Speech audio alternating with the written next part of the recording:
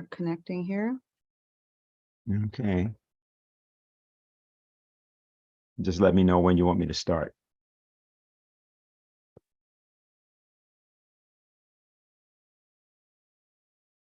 You're good.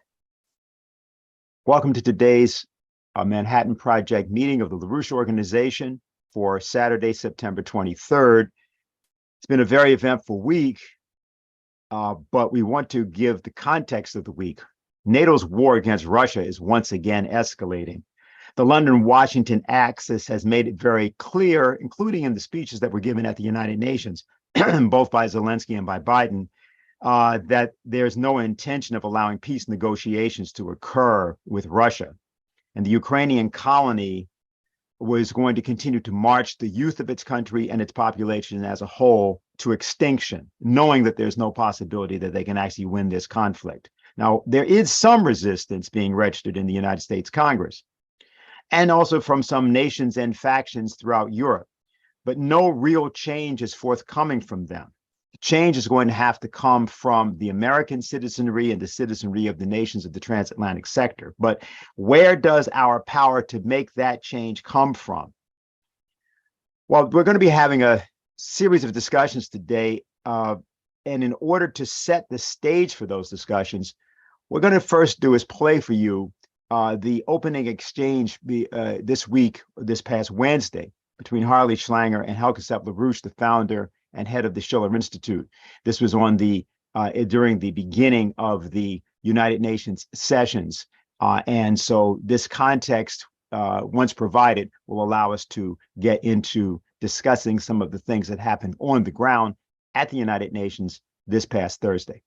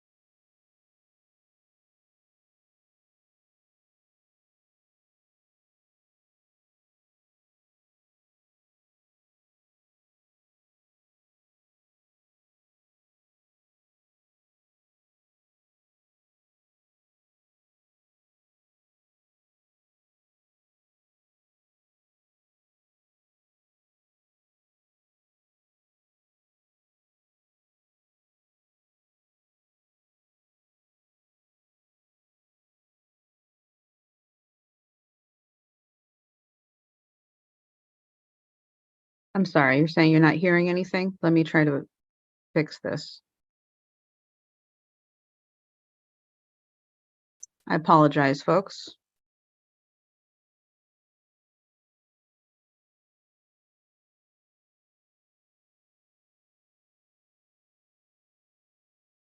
Is that working?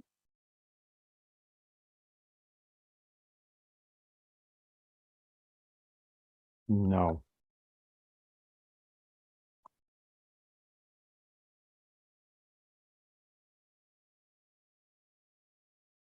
I am very sorry, folks. This is my first time sharing this here.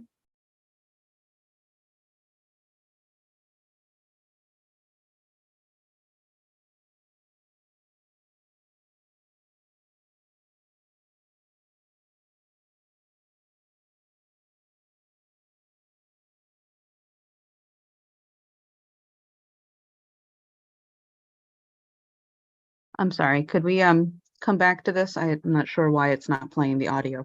Okay, we can do that.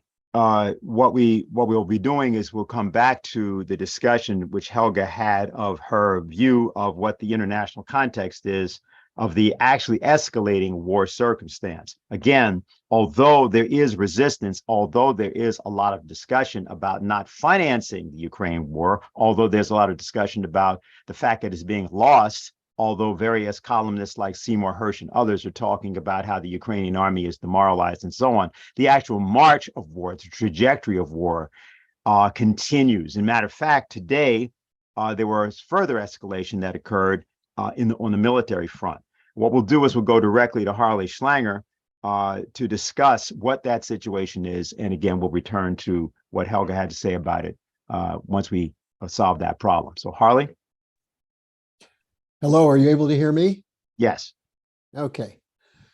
Well, what Helga discussed at the beginning of our conversation was that in spite of all the progress that's being made toward a new strategic and development architecture between the BRICS, the various meetings, the Africans with the Russians, the Chinese Belt and Road Initiative, and so on, despite all of that potential, we should not forget for a moment, not only that the war is continuing, but the plans to escalate the war against Russia and Ukraine, and then to move it to the Pacific against China, are on the books. They're prepared to go. They're already going in terms of the Ukraine situation. So let me start with that to give you the background to Helga's assessment, why this is such a dangerous moment in history, and why it requires that you, our viewers, mobilize the hell out of your friends to get them off their couches and out into the streets.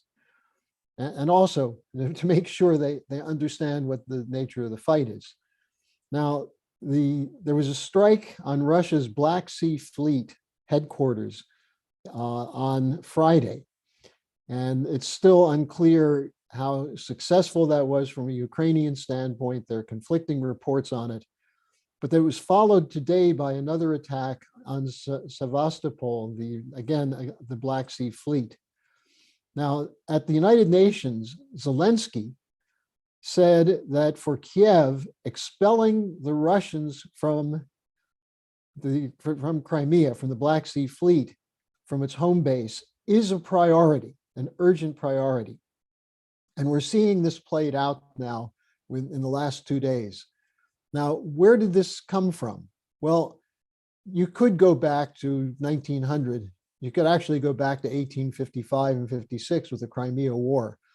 But for the sake of discussion today, let's just start with the British intent to use Crimea as a wedge to force the issue of Russia leaving Ukraine completely in humiliating defeat, that this was the British intent from the beginning of the war. Now, on May 20th, 2022, Malcolm Chalmers, who's the Deputy Director General of the Royal United Services Institute, which characterizes itself as the oldest and most influential defense think tank in the United Kingdom, he wrote an op-ed, and this was distributed widely, including excerpts in the Financial Times. So this is in May 2022. And what he wrote is, the headline was, "This war still presents nuclear risks, especially in relation to Crimea." And he described a scenario for using a Ukrainian assault on Crimea, using long-range missiles and other capabilities provided from the West to allow Ukraine to retake Crimea. Now, he went on to say that this would have the following positive effect. Putin might respond by putting nuclear forces on high alert. This would create what he called a Crimea missile crisis. But it would also make it easier to get compromises, because he assumed that it wouldn't be likely that Putin would go to nuclear war if the red line of moving Ukrainian troops and forces into Crimea took place. Now, we just found out in the last days that the Ukrainians were planning such a strike into the Black Sea Fleet back in September 2022. And I'll come back to that in a moment, because that has to do with the whole flap around Elon Musk. But the drumbeat for a targeting of Crimea continued. On November 14th, 2022, there was the London Economist, which is a publication that reflects the insider views of the city of London. Their defense editor, Joshi, revived the idea of a nuclear showdown over Crimea. And he proposed the use of the HIMARS rockets combined with new air defense systems to knock out the Russian fleet. And he called for a nuclear showdown with Russia over Crimea. He said, this is the best option for the war, but also, he wrote, the most dangerous. And what he and the others who were talking about this were betting in a game of nuclear chicken with the most profound stakes for all of mankind. They were betting that Putin would back down and not use nuclear weapons. Now, this was stated explicitly by that dunderhead Boris Johnson on January 18th, 2023. Remember, Johnson was the one who scuttled the peace agreement that was negotiated between Ukraine and Russia at the end of March, early April 2022. Johnson, in an interview, said, "We must provide tanks, aircraft, long-range missiles, whatever Ukraine needs." And Johnson said, "A nuclear strike, quote, is simply not going to happen." So the British establishment is willing to risk a nuclear war based on their belief that by teeing up Crimea and taking it away from Russia and forcing the Russians to leave, that they would leave rather than get into a nuclear war. Now, this brings us to what happened just earlier this month. The publication by the Washington Post of a section of Walter Isaacson's biography on Elon Musk, in which the question of this September 22 request from Ukraine that Musk extend the Starlink system to Crimea so that the Ukrainians would have connection so they could conduct warfare against the Black Sea Fleet. Now, of course, as often is the case with this, the initial story had a false part to it. It said that Musk turned off the Starlink system that covered Crimea. Now, Musk clarified that. What he said is that he had not deactivated it because it was never activated. And here's what he said on his X site, which is formerly Twitter. He says, "There was an emergency request from the Ukrainian government authorities to activate Starlink all the way to Sevastopol." He said, "The obvious intent was to sink most of the Russian fleet at anchor. If I had agreed to their request," he continued, "then SpaceX would be explicitly complicit in a major act of war and conflict escalation." And he had earlier warned that sinking the Russian fleet, quote, "would have been like a mini Pearl Harbor and could have triggered a nuclear war." So this was Musk just this last week or 2 weeks ago in his explanation. He went on to say, "At no point did I or anyone at SpaceX promise coverage over Crimea." Then he went on to say that the terms of service that he had with Ukraine prohibited Starlink being used for offensive military action, as we are a civilian system. So they were again asking, that is, Ukraine was again asking for something that was expressly prohibited, unquote. Now, it turns out that was not entirely true, because the Starlink system has not been primarily just for communication. As an article in the London Times pointed out, that it was connecting Ukrainian troops, not just in the area still controlled by Ukraine, but providing targeting to knock out incoming Russian drones and to strike Russian targets at night. And that's in the London Times. I don't know how accurate that is. Now, immediately after Musk made his clarification, actually before that, but even continuing, the Ukrainians went wild against him. Podolyak, who's a top advisor to Zelensky, said that Musk's decision not to allow access to Starlink for an attack on the Russian fleet was, quote, "much more than just a mistake," unquote. He accused Starlink of interference with Ukrainian plans. And he said Musk allowed this fleet to fire Caliber missiles at Ukrainian cities, in other words, the Black Sea Fleet. As a result, Podolyak said, civilians, children are being killed. This is the price of a cocktail of ignorance and big ego. This is what he said of Musk. Then he wasn't finished. He said, why do some people so desperately want to defend war criminals and their desire to commit murder? And do they now realize that they are committing evil and encouraging evil?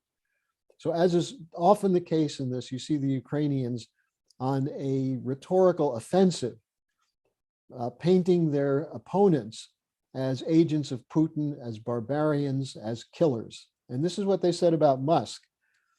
Now, the bigger issue that I think we have to look at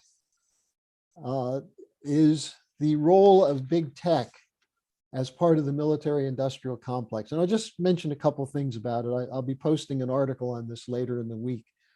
But there was a report issued by the European Council on Foreign Relations in September, just this month, on the extent to which so-called big tech firms have become a key component of NATO's war against Russia.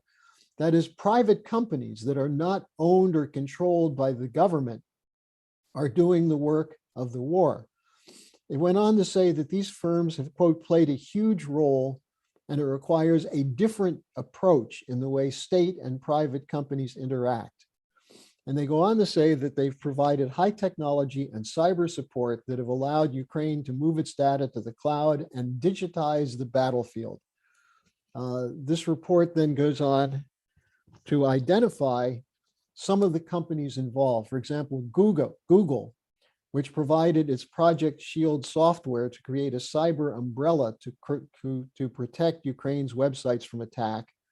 Microsoft, which estimates its support to Ukraine to be worth $400 million in 2022-23, and Palantir, a very significant part of the security system, the illegal system that was identified by Snowden many years ago. Its CEO, Alex Karp, said the data analysis from his company has improved targeting functions from tanks to artillery and is responsible for most of the targeting in Ukraine. And the conclusion of the report is that private tech companies are playing an ever more important role in warfare. Now, in this context, there's a push from people like Chuck Schumer, like Elizabeth Warren and others, to put the tech companies that are part of this under control of the US military directly. In other words, it's not enough for them to just be coordinating with the military-industrial complex. They want them to be totally under the authority of the US government. Now, in that context, look at what happened following the UN Security or the UN General Assembly meeting. You had Zelensky go to Washington, where Biden promised to give him another $325 million. Now, this led to a bit of a fight. There's growing opposition, as Dennis mentioned at the outset. Speaker McCarthy did not let him address the Congress, and there was some pushback from people like Senator Vance from Ohio and others. But still, the vast majority of Democrats, and including the so-called progressive anti-war Democrats, and many Republicans continue to support Biden's policy of arming Ukraine to continue the war, to have it last as long as it can to destroy Russia, to weaken Russia. And this was the view expressed very clearly by the House Foreign Affairs Committee Chairman, Representative Michael McCall, who's a Republican from Texas. And it was absolutely explicit from Mitch McConnell after he had a meeting with Zelensky in Washington. What McConnell tweeted was, quote, "American support for Ukraine is not charity. It's in our own direct interests, not least because degrading Russia helps to deter China," unquote. So this is the line you get. Some of the Republicans who don't want to have the war in Ukraine are saying we have to prepare for the war with China. So the problem is clear. It's the military-industrial complex that's helping Ukraine to carry out an aggressive attack against Crimea for the purpose of degrading the Russian military, to finishing the war so they can then move on to a war with China. Now, that's where you see what the problem is. Now, let me just take it one step further. The Economist, just yesterday, the magazine of the City of London, has a cover story called "Time for a Rethink." And it's about several of their journalists who were just in Ukraine and got a briefing on the counteroffensive and everything else that's going on. And what they write is that the Ukrainian people are determined to fight for victory, but it's not going to happen soon.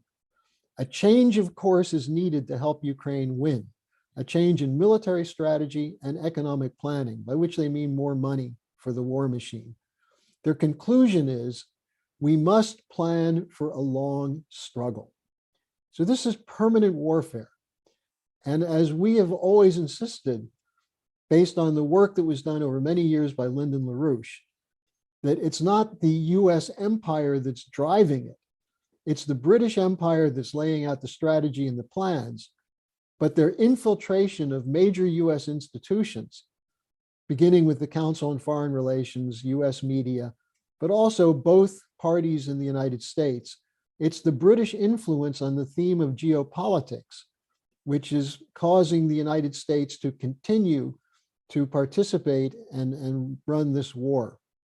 Now, we're going to hear a little bit later a little bit about Canada, but it's important to note that after Zelensky left Washington, where did he go? He went to Canada, where he probably got a warmer welcome than he did in Washington, D.C.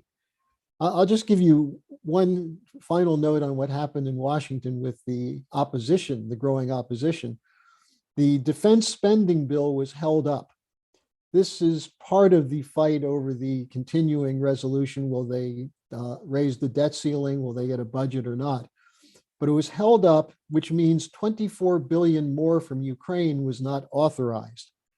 And Senator Rand Paul put out a tweet as to why he opposes the bill to give more money to Ukraine. He wrote, quote, "They've canceled elections. They've banned the political parties. They've invaded churches. They've arrested priests. So no, Ukraine, isn't a democracy. It's a corrupt regime," unquote. And that's what we have to get across to people. Now, on Canada, one other note, besides the very strong support for this war, and keep in mind, Canada has been part of the NATO war policy from the beginning. The Canadian Air Force was one of 4 air forces involved in the bombing of Libya with France, the United Kingdom, and the United States, which led to the destruction of that country, which was directly the cause of the large-scale death from the flooding that took place last week. Well, not only that, Trudeau is now the Prime Minister of Canada. There's nothing but a puppet for the British military-industrial complex. He's targeting India because India has refused to succumb to the charm offensive to break with Russia and become part of global NATO.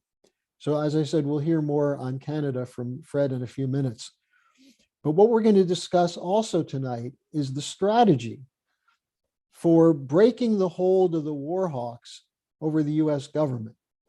The polls show that Americans have moved from being almost equally divided about whether they support the war or not to a growing percentage opposing the continuation of the war, especially on the spending question, but also because of the fear that this could lead to nuclear war. Well, that's a legitimate fear for the American people, but most of them block it out and don't go out and do what they should do. So we're going to be discussing why we have to use every capability that exists in a constitutional republic to mobilize the population to take power away from the warhawks who wish to continue on this suicidal course of a potential nuclear confrontation with Russia. So that's my report to start things off.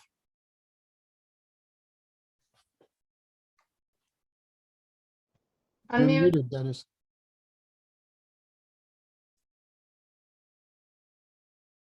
Yeah, sorry about that. Thank you very much, Harley, for that. We're going to try to see if we can get that section up from Helga that we were trying to show before. So we'll try that again right now.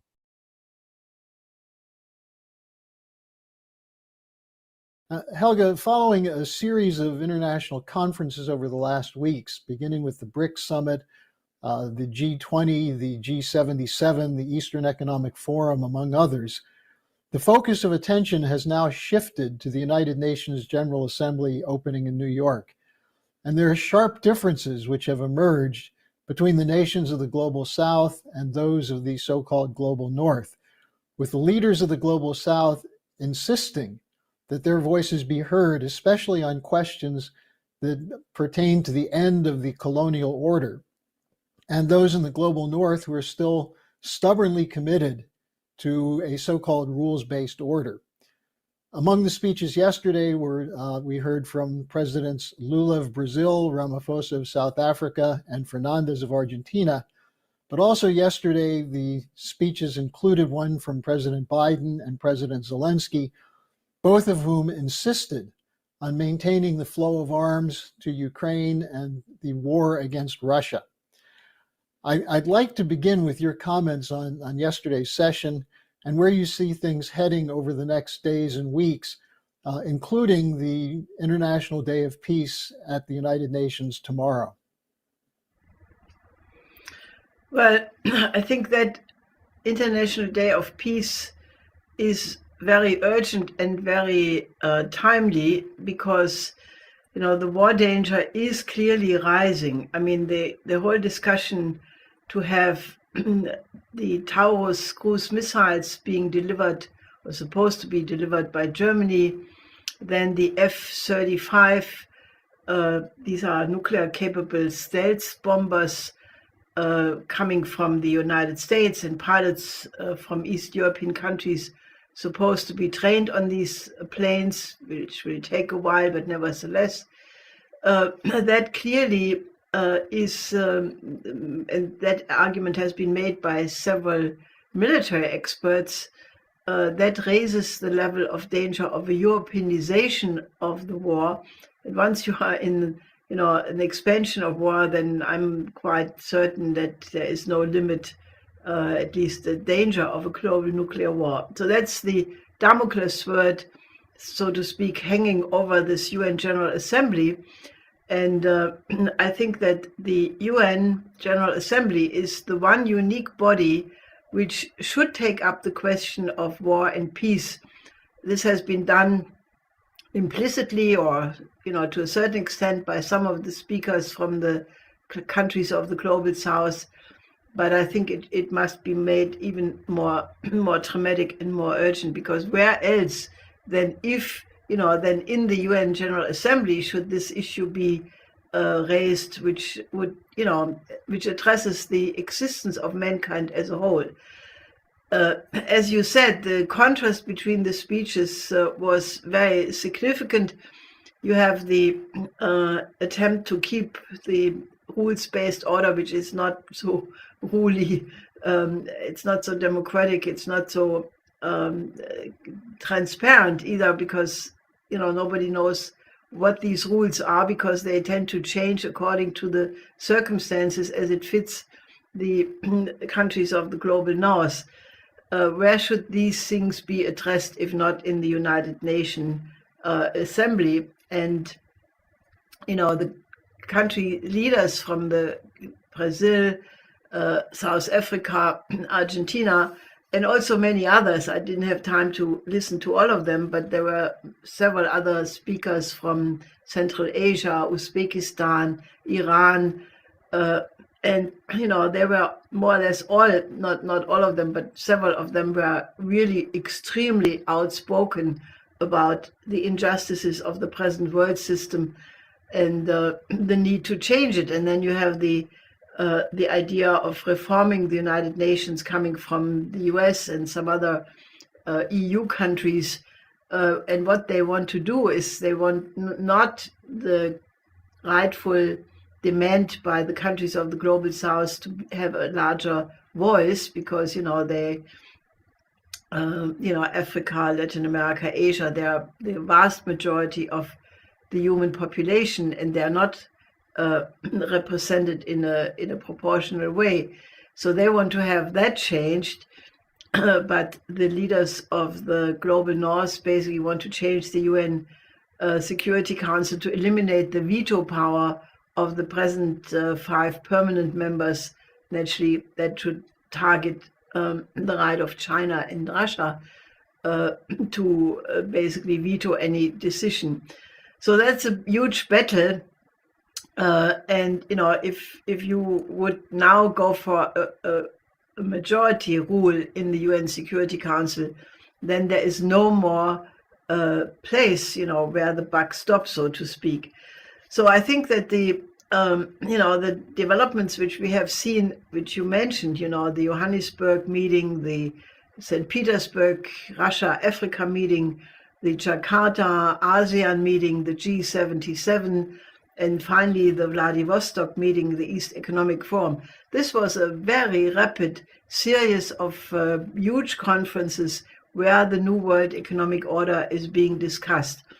And, I can only say that once you look at these conferences in detail, it is absolutely breathtaking. And I want to, just pick out the Vladivostok conference, which was addressed by President Putin and, many others as well. But this is a huge development. I mean, Putin said that the development of the Far East of Russia will be the priority of Russia for the entire 21st century, that all the raw materials the world needs for a very long time to come are in Russia. Only 35% of those have been explored.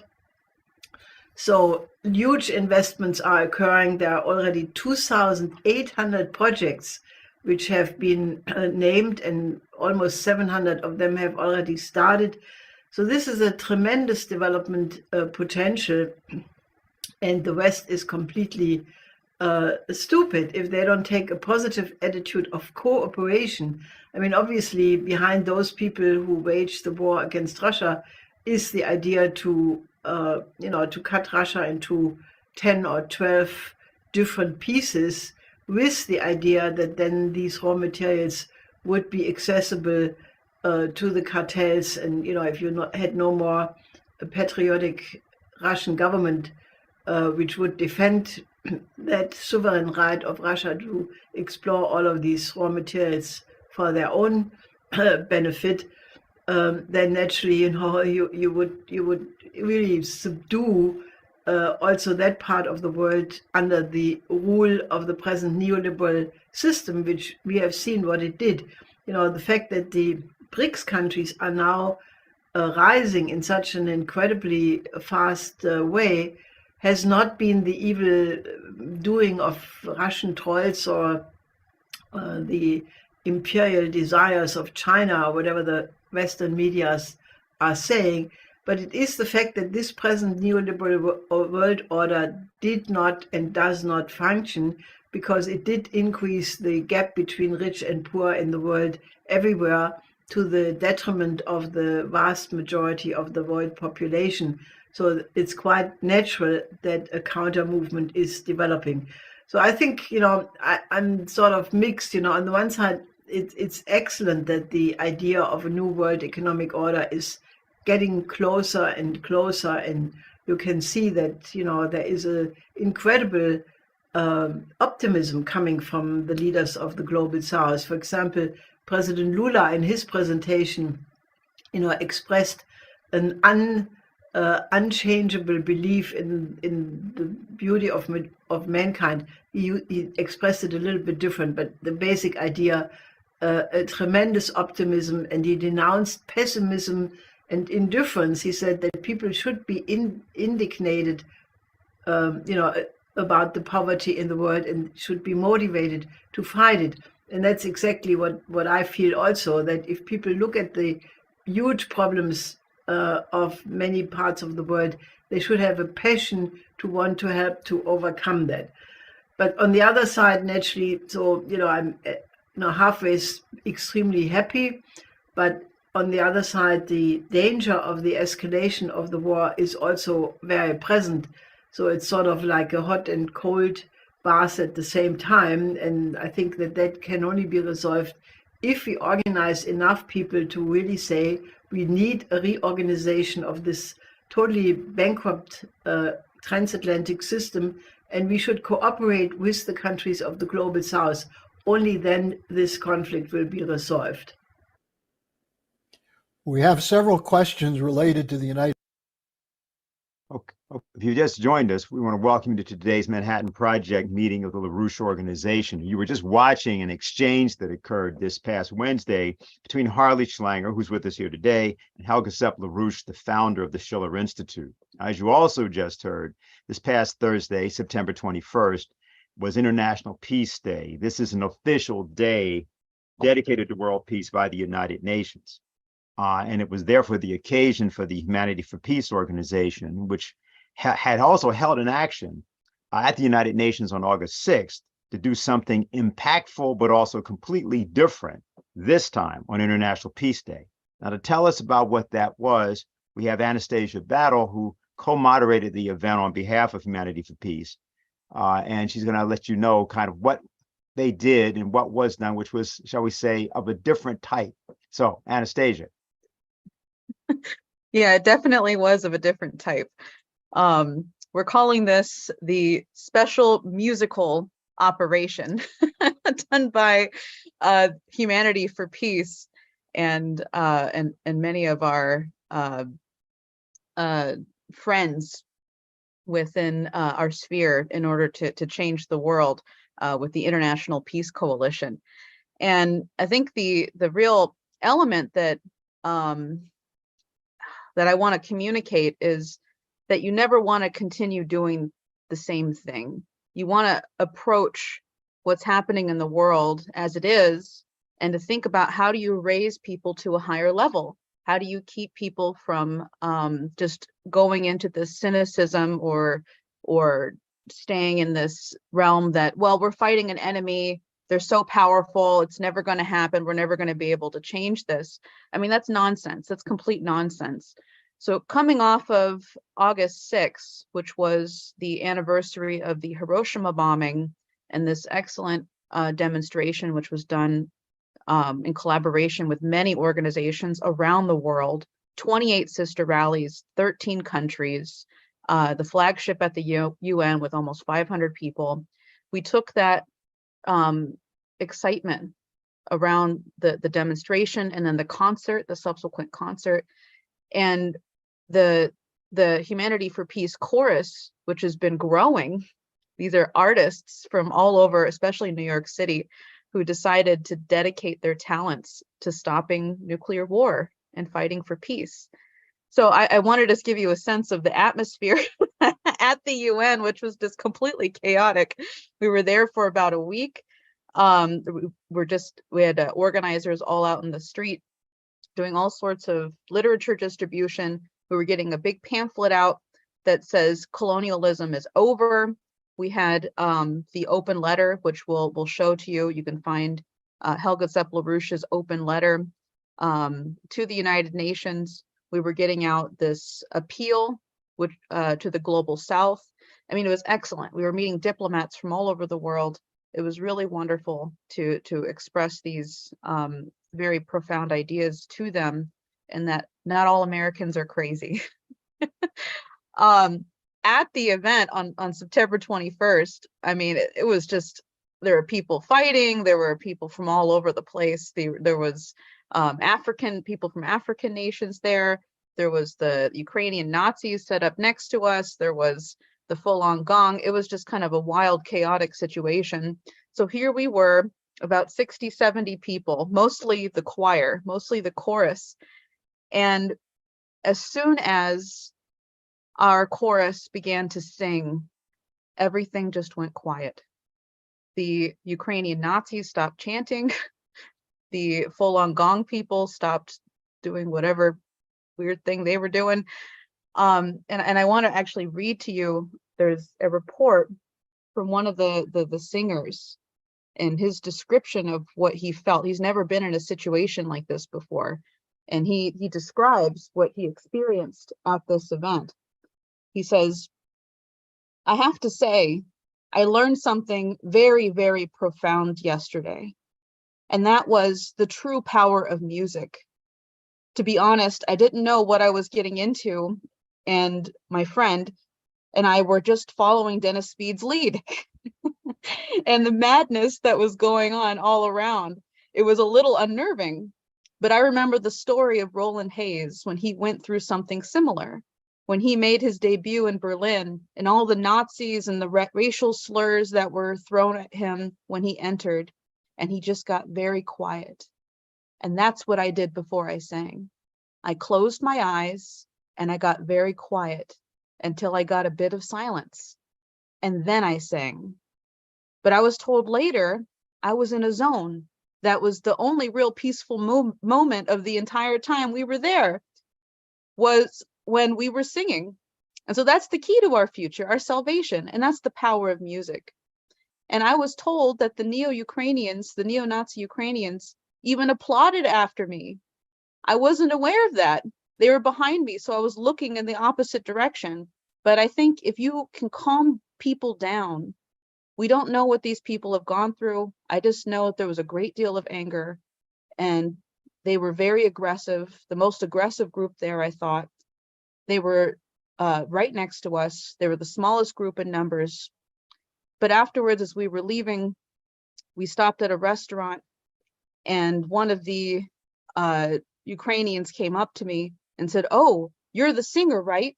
And I said, "Yes." He said, "Great job, great job. It was great. I loved it. I really enjoyed it." So if you can imagine the power that that had on these incredibly angry and enraged people, and then also what the artists were able to experience and seeing the effect that it had. Think about if we were able to take that principle and expand it everywhere. What is the potential that we could create in the world in accomplishing what we're talking about here as an organization, in creating a new development and security architecture? That's the pathway in which we're going to accomplish this. So I wanted to express this report to you. This was really a wonderful experience. I think that it had a significant impact, and thank you everybody who joined us. Well, thank you very much, Anastasia, for going through that. And it actually very nicely segues to the next section of what we're going to be doing. Now, the Schiller Institute was founded 40 years ago on the ideas of the poet Friedrich Schiller. Now, Schiller was a poet, but he was much, much more, and we will be talking about that in a moment. But the Schiller Institute at the time was intended as an intervention into the then crisis, strategic crisis of the Western Alliance in 1983, which was at that time in danger. There was sort of a big confrontation between the United States and the Soviet Union.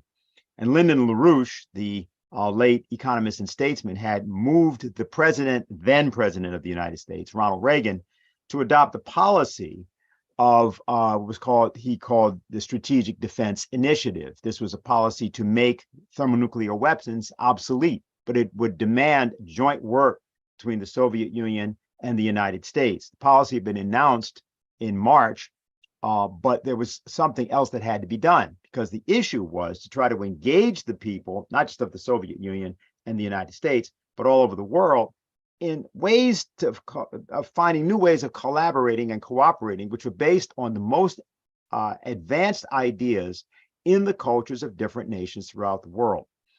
And that's always what the Schiller Institute was about. That's always what it intended.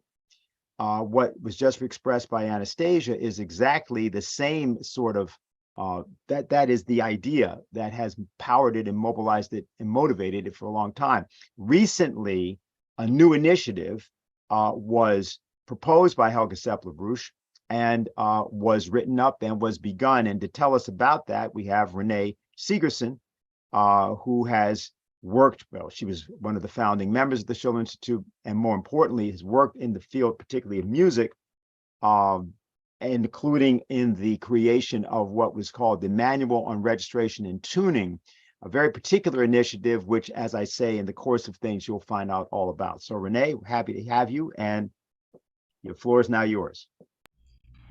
Thanks.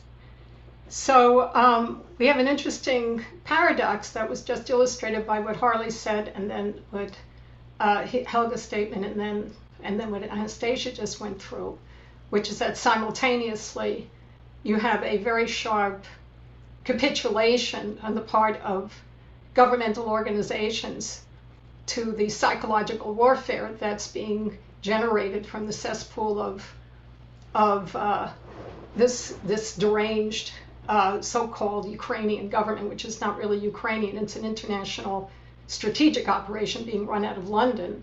You have that going on at the same time that you have a backlash, which is on the fundamental questions involved, which is what Helga was talking about, which is the explosion around the new financial system that's being created, and both things are occurring simultaneously. And when I heard, I'm an old New Yorker. I very much grew up in New York, although I also lived in other places since then, but it's in my bones. And when I heard that all these young musicians had shown up for this commemoration of the Hiroshima and Nagasaki atomic bombings and wanted to participate in our chorus, I said, this is a shift. This is really the time to move.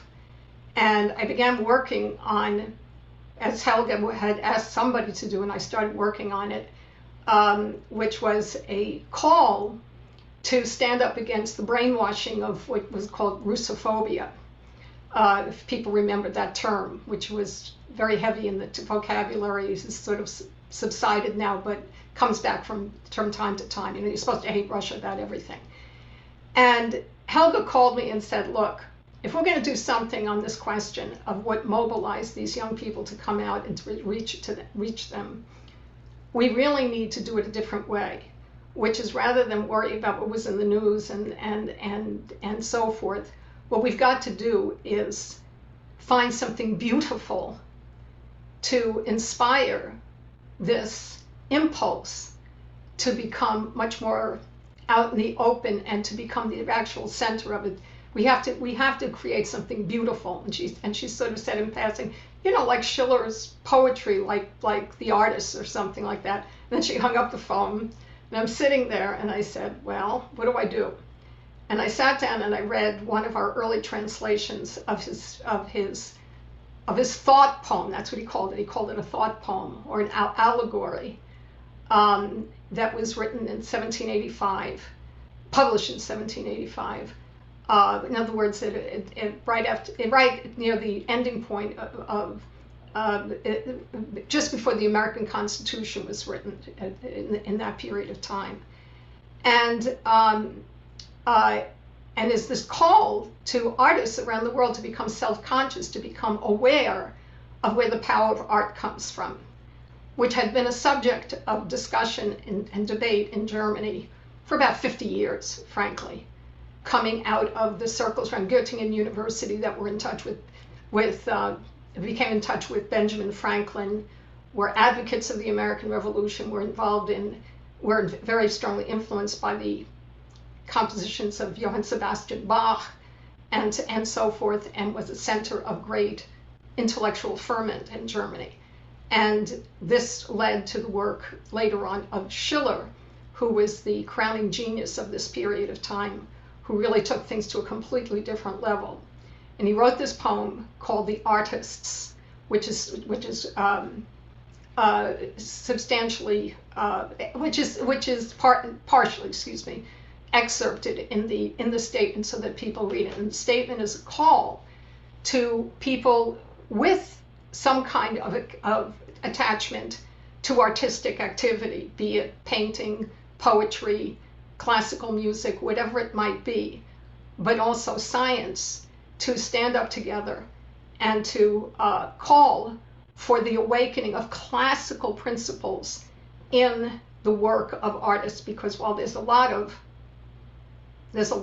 singing and popular activity going on around musical events in the United States and other parts of the world, the margin, which really represents competent classical presentation, is very, very small.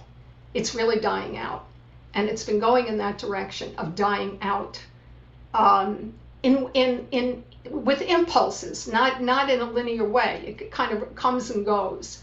But really, when a certain generation passed away, around the same time as 9/11, I mean, where people who were in the 80s and 90s, people like Dr. Norbert Breimin, a very close friend of Lyndon LaRouche, where these people passed on, and the ability to communicate and to sustain this level of thinking has fallen upon the shoulders of people in the LaRouche movement to create a quality of leadership on this question that nobody else is really qualified to provoke. We can't run it ourselves, but we've got to provoke it. Now, does that mean we want to exclude popular singers, popular artists from this endeavor calling for a revival of classical music? No way. We want everybody who thinks that they love humanity to participate in this and start the equivalent of what went on in Germany in the 18th century that led to this Renaissance, actually, which was a dialogue that went on, Socratic dialogue that went on for decades in terms of what is the relationship between the beautiful and the human mind. This went on and on with a lot of input from British intelligence, ordering people to present the British philosophical view that the purpose of human existence is, to quote many of the British philosophers at that time, to seek pleasure and to avoid pain, that was the purpose of your life. Seek pleasure, avoid pain, because you're going to drop dead and it really doesn't matter very much what you do with your life. That is really what was presented as the alternative to the philosophical outlook of the American Revolution. So the great thinkers of that time said, this is going to lead us to a new dark age, this kind of thinking. We've got to break out and actually show people, though your mortal life may not be as long as you would like it to be, and we all have to face that, including from early childhood, that even though people are confronted with that nonetheless, life is such an extraordinary experience that the beauty of a single moment, and I think I mentioned Yehudi Menuhin in the statement as being a person who really understands this, that a single moment of the kind of joy and discovery that a person goes through when they participate in experiencing the foundations of real creative activity is so powerful and is so beautiful that it makes the entire struggle for the existence of human life worth all the suffering. That you actually can. It's as Schiller says at the end of the famous play about Joan of Arc. Joy is eternal, suffering is only momentary, and you're actually kurzes Schmerz, ewig ist die Freude. He does it the other way. Brief is the pain, eternal is the joy, and that idea that the individual moment is the same thing as the infinity of all time, of God's time, that this is an essential concept that people need to share with each other. And I think a lot of people involved in popular music are very concerned about this kind of question. They just don't know how to share it and to build upon it. So I'm very happy about some of the reactions that we've been getting to this statement that I put out. Maybe you can hold it up. I don't. We varied the title a little bit and made it longer and shorter, so I don't know which version you have, but whatever you got, if you can just show it, the statement. We want people to sign it, but we also want people to go out and to think of who you know in your community, in your general area, in your memory bank of your education, who, here we go, Poet of Freedom, Friedrich Schiller's The Artists, which is this document that he wrote, this thought poem on the role of artists in all of human civilization. The artist shall be the standard for overturning the cultural breakdown that obstructs peace and drives mankind to global nuclear war. Because as Lyndon LaRouche said frequently, thank you very much, Anastasia, as Lyndon LaRouche said many, many times, the love of humanity that drives the classical principles is the most powerful force in the universe. Now, we've gotten some really wonderful responses on this, either directly or indirectly, like Dr. Strong from Tennessee, who has delivered some really beautiful messages to our events, and who then revealed recently that she's a songwriter. So she was very excited about this, and she wants to work with us, with all of the different constituencies that she's involved in. Very tough, outspoken woman with a lot of courage and really a beautiful way of getting across ideas. Another person who I want to mention a little bit more is the woman who wrote whose father is the subject of the film and the book called 8/15, the book about the Hiroshima nuclear bomb, the Hiroshima and Nagasaki nuclear attacks of 1945. Her name is Dr. Akiko Mikamo. And in the written version of the book, 815, which is the time that the bomb was set off, that's where the title comes from, she does a brilliant job of presenting the tension of the film in a way which I think really merits that we fight to get this into schools, into middle schools and high schools throughout the United States. I have to really hand it to her. She's worked with screenwriters, and they're very, very sensitive, the ones who care to be. They're very sensitive to how to shape things so that people get engaged. And the text is written in the simplest English that you could possibly imagine. It's not, the vocabulary is very, very limited, and yet it has tremendous drive and pulls you in to what is really a classical paradox, which is the struggle between the father's love for his child, which is what propels the child, who then grows up and becomes the subject of the film, the source of the film, this life story of what it was like to be literally on the roof of your house when the bomb went off, and to be right in the middle of the explosion, and yet both of them survived. They were obviously in some space that they just didn't get blown apart or caught on fire right away. And they survived this, but in great physical distress, unbelievable physical distress. And it's a very graphic description, quite challenging to read. And but it has a beauty to it, not only because of the sensitive way that it's written, but because the pain that they went through is counterposed to the great love that the father has for the child. And it just draws you in. You cannot stop reading because you're living in both worlds at the same time.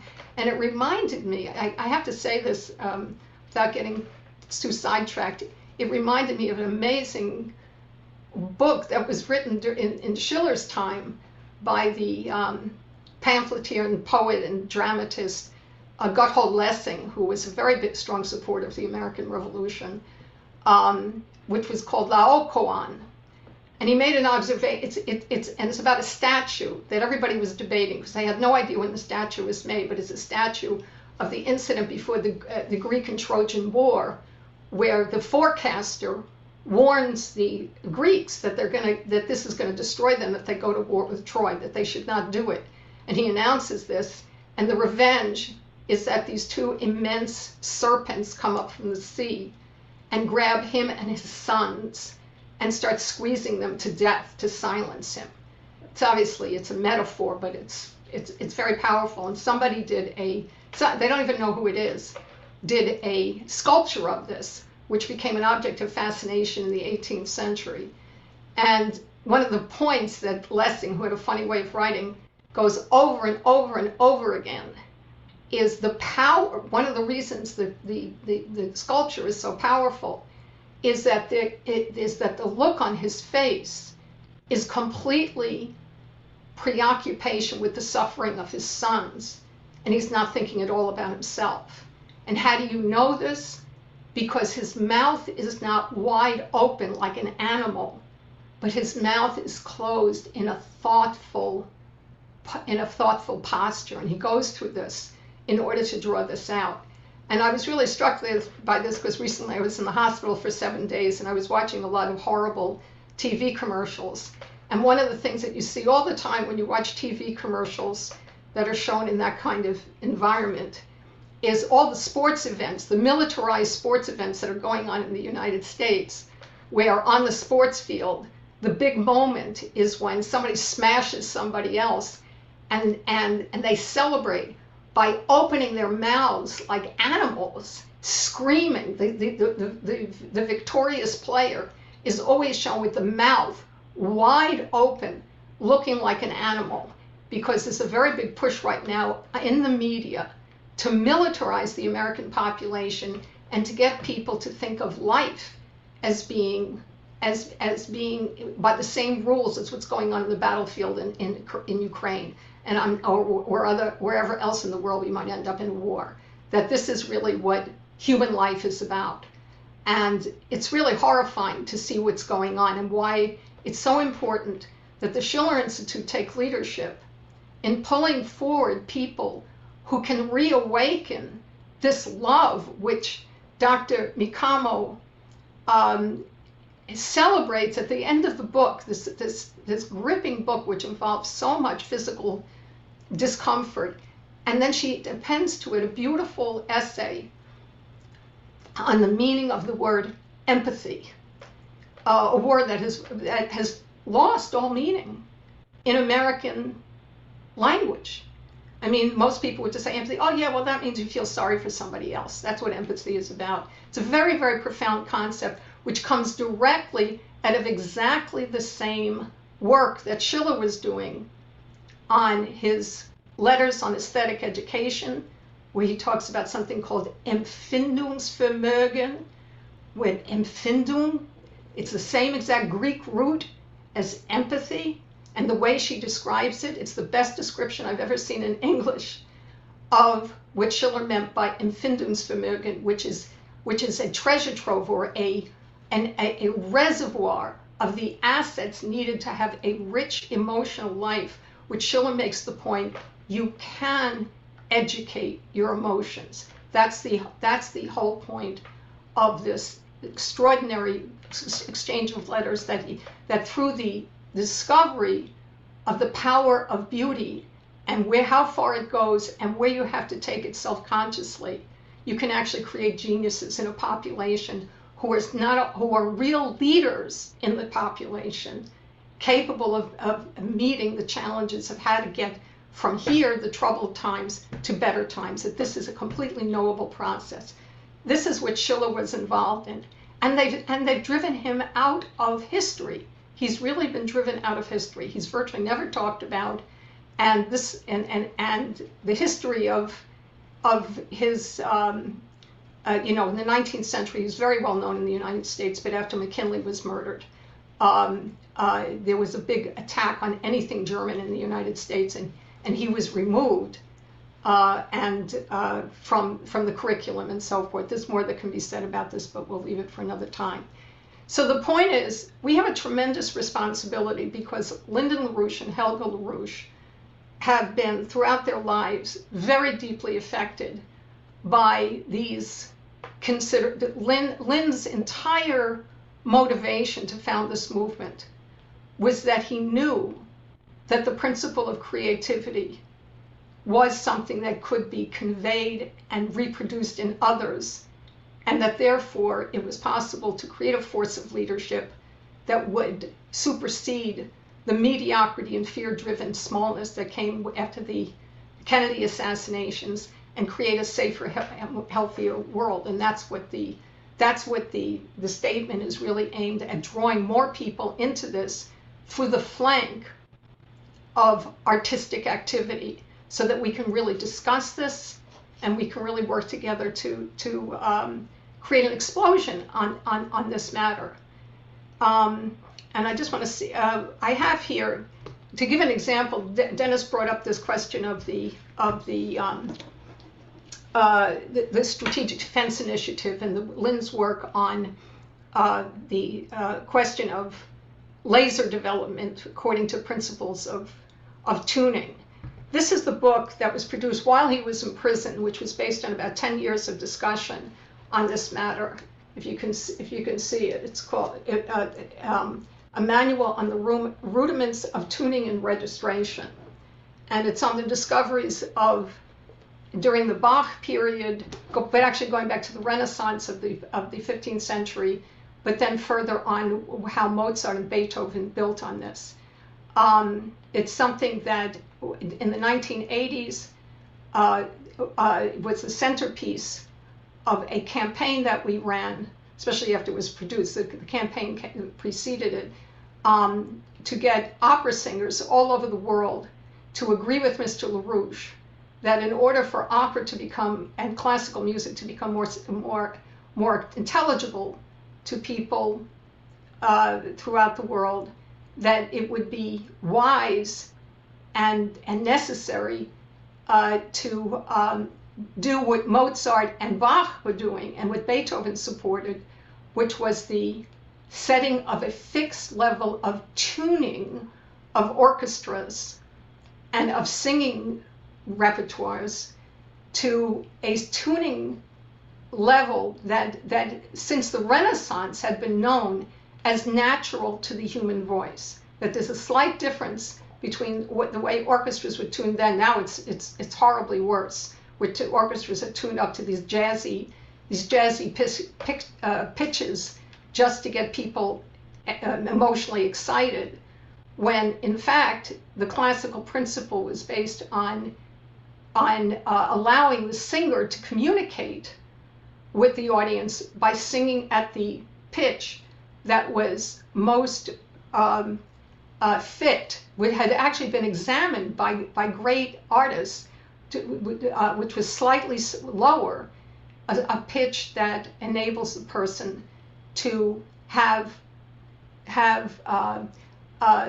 mind control, one might say, or emotional control over the content of what they are singing and their ability to convey an idea, because the stresses, the unnecessary stresses on the human voice, no longer exist. My husband was very much involved in this project. He's one of the people who founded our music work, and he's been a singer for decades.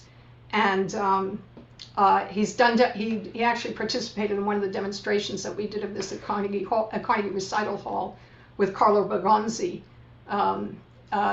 in order to show the difference between singing at the proper tuning and the improper tuning, which we had a whole event on that in I believe it was in 1988 or 1989. I can't remember which year it was. Dennis, I'm sure, would remember. The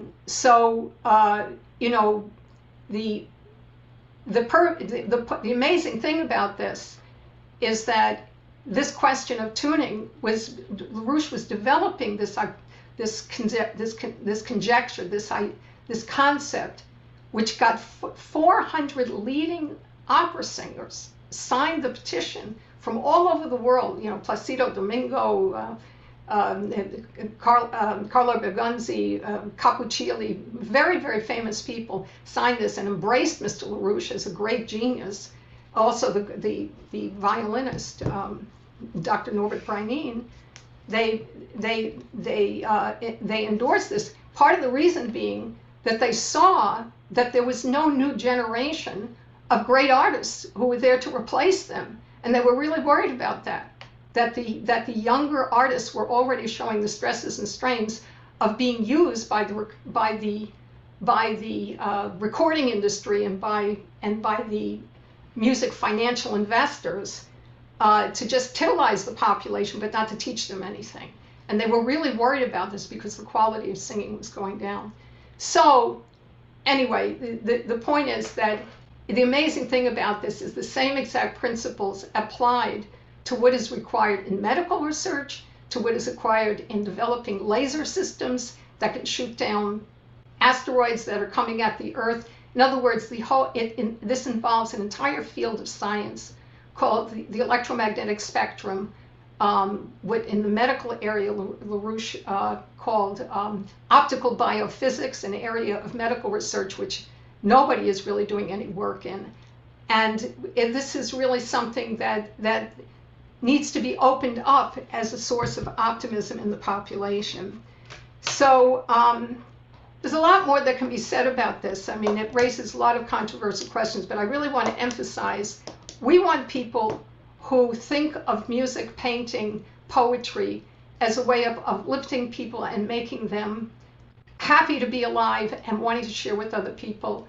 We want anybody who thinks that way to participate in these discussions. We don't care whether you don't know anything about so-called classical principles of composition, or whether you've studied J.S. Bach. And I can tell you the great violinist Yehudi Menuhin said, you really don't know anything about music unless you know about Bach, Mozart, and Beethoven. They are the pillars. He said, for me, they are the pillars.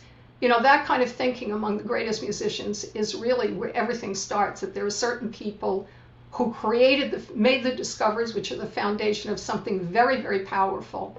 We've got to bring that powerful element back and the ability to perform it. And but at the same time, we need to get every ounce of love into the dialogue process that we possibly can, so that people open up their hearts and minds to what they were not allowed to hear before. Because I can tell you, from everything that you've heard, what Harley was talking about, what Dennis was talking about earlier, this psychological warfare that that life is meaningless is a major part of the military psychological warfare that has been used against humanity massively, really since the 1880s, 1890s, when the British Empire went berserk to launch the countdown to World War I. And we've got to get out of it, and this is the time to do it.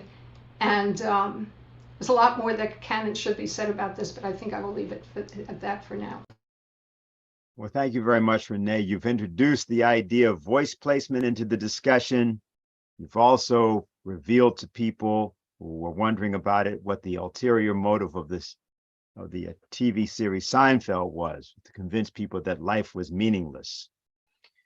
We'll discuss more of this, but speaking of meaninglessness, Fred Haight is with us. Now, Fred is talking about a country which is generally thought about as being meaningless, which is called Canada.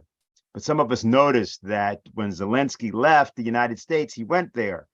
We were wondering about this, and Fred is thinking about these matters. Many people think of Canada as an amiable society, generally liberal, kind of self-effacing, friendly.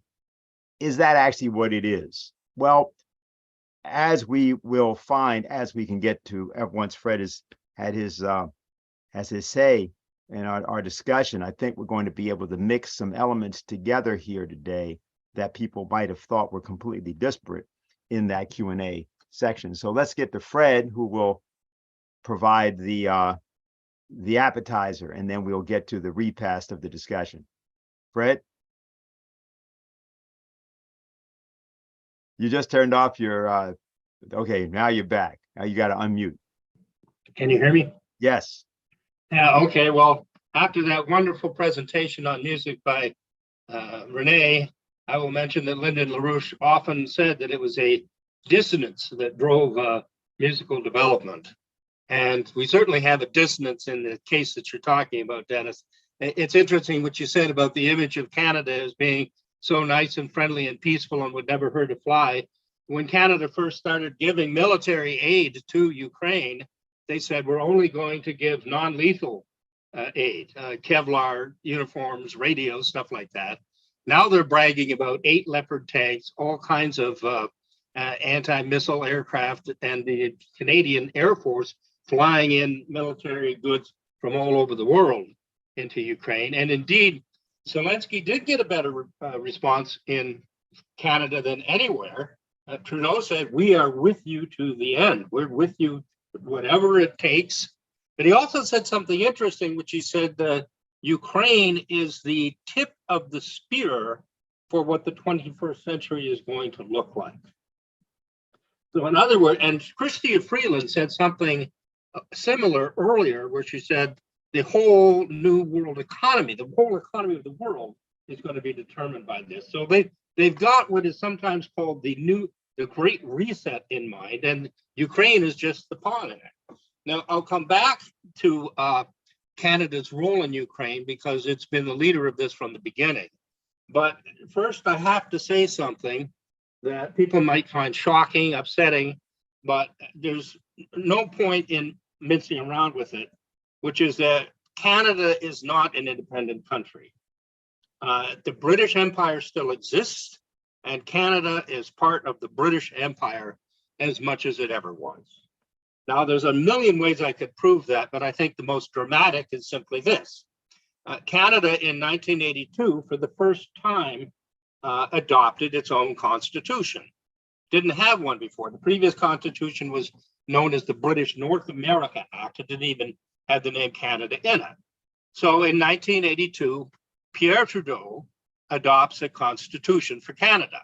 Would you not think in this modern day and age that, you know, even though you might cherish your long-standing relationship with the British Isles, that you would want to be a republic or something like that? Would you really adopt a constitution that makes Queen Elizabeth the Queen of Canada? Because it does. Not the Queen of England ruling over Canada, the Queen of Canada.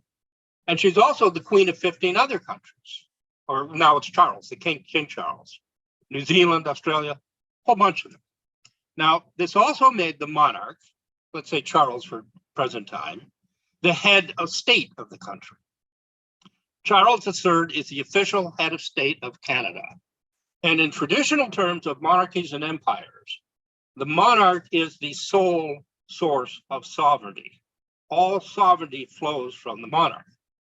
Therefore, Canada is officially referred to as the monarchy of Canada in its constitution. And the is ruled over the main person is a viceroy named the governor general. Viceroy means in place of the king, person standing in place of king, thus invested with all of those powers of sovereignty.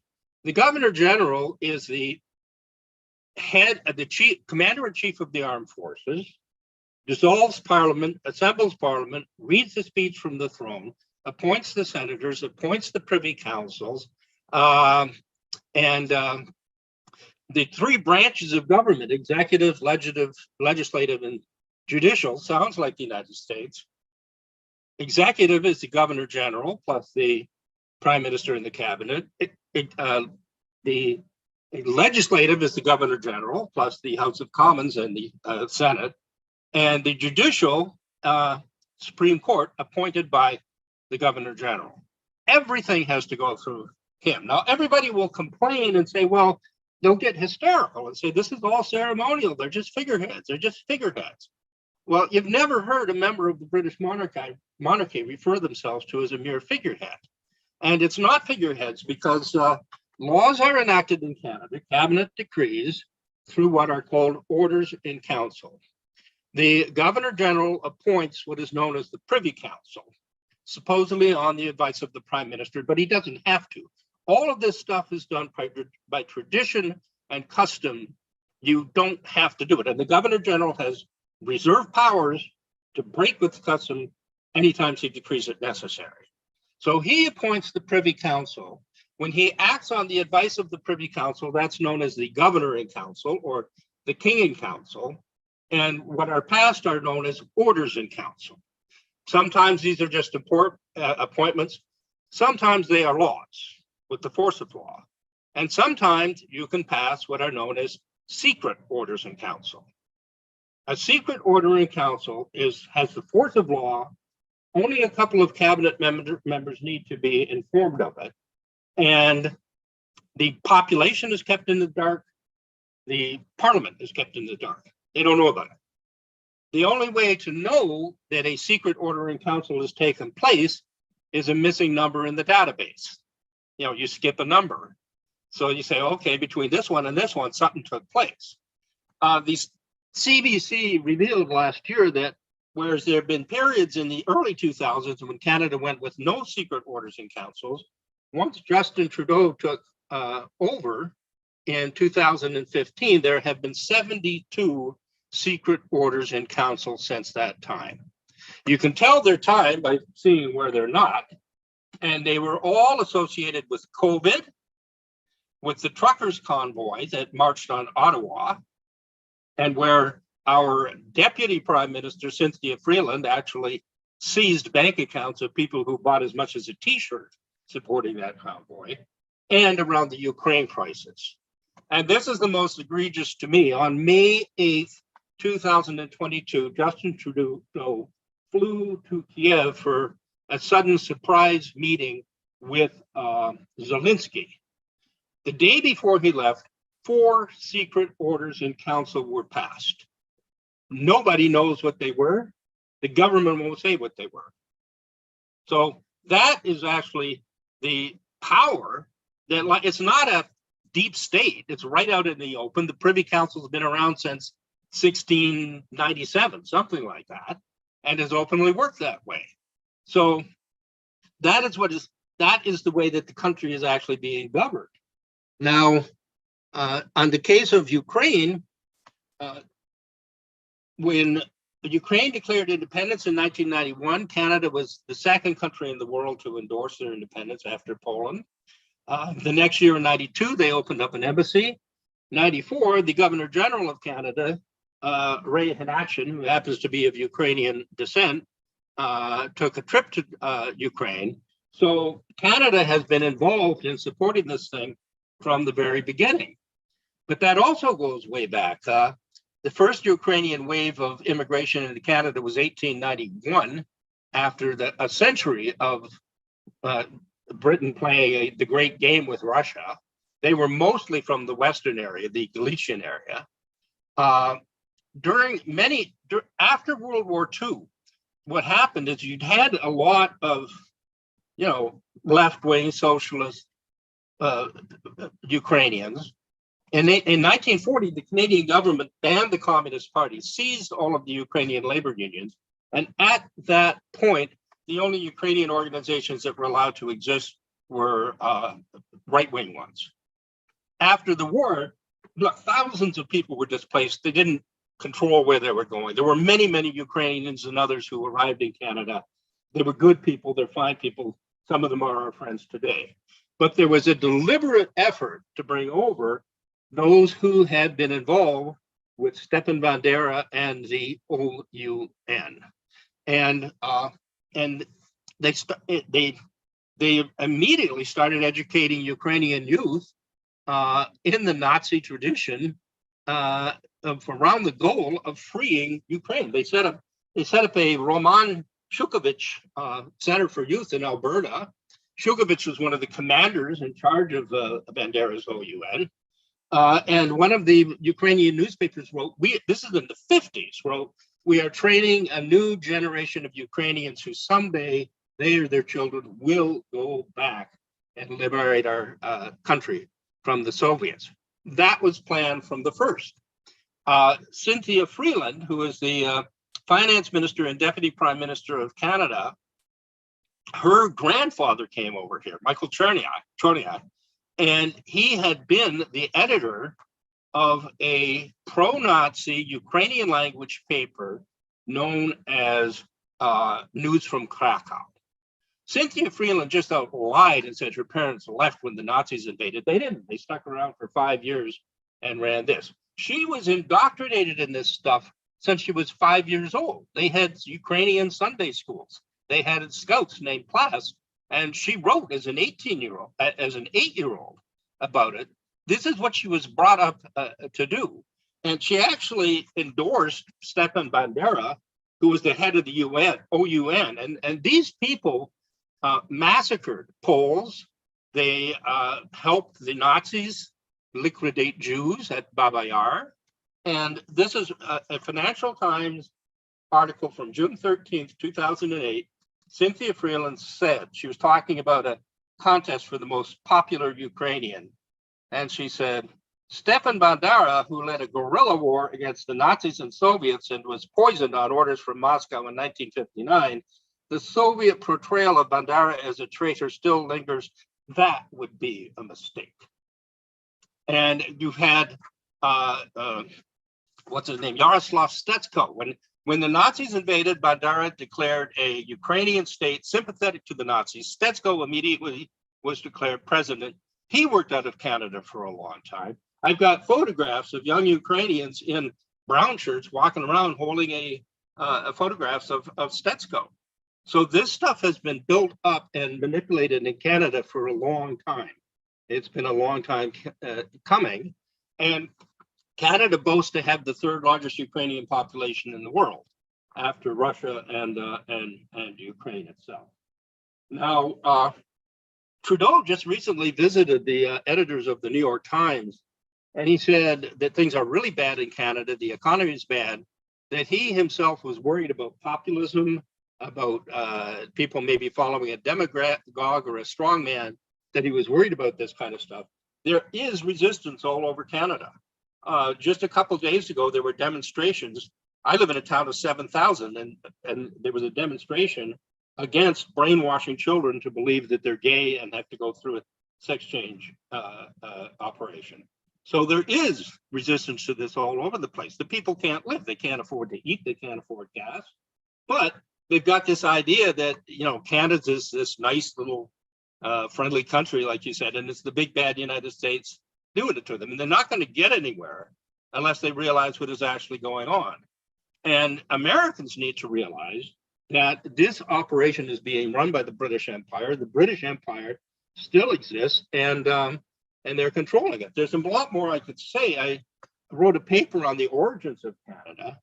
After the American Revolution, when the British only had French colonies left, they founded a new colony called Upper Canada, which is today's Ontario.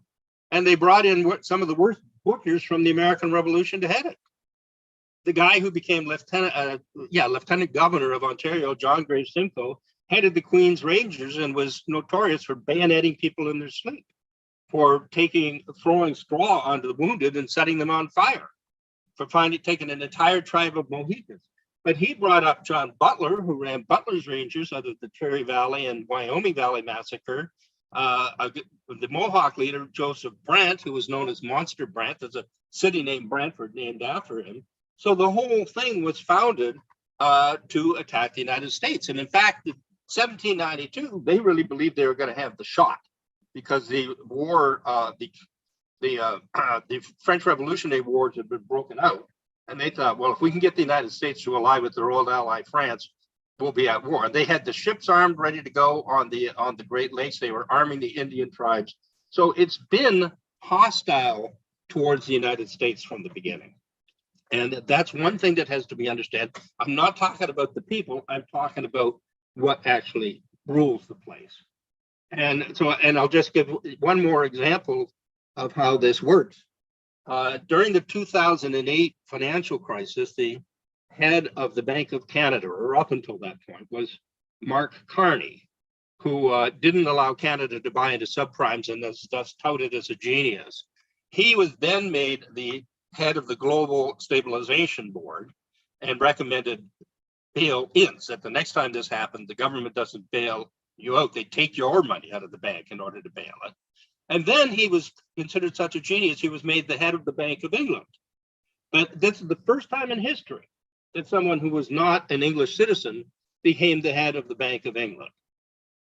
And the only way that could happen is if they really don't consider Canada a different country, if it's part of the empire. Now, of course, he's become the man who says we central bankers of the world are going to dictate on the question of climate change. It's too important to leave to governments. We central bankers will force it through economically. So that is what Canada is, and they're leading this operation on the part of the British Empire. And Ukraine is it's the pretext for doing it. I mean, they've got the Ukrainians behind them, but as you pointed out, Harley, it's something much bigger than that. So that's what I'll say. If you got any questions, I'll answer them. I'll try. Well, thank you very much, Fred. I think all you can say to that is, oh, Canada. So, Harley. Well, if they get their nuclear war, it'll be no Canada. All right. So, Harley, well, let's actually bring everybody up actually for the discussion, because there may be various conversations, unless we're all on the screen anyway. And so let me just ask Harley if there's any response you have to anything you've heard, both Renee and Fred, as well as Anastasia, or anything you'd like to add.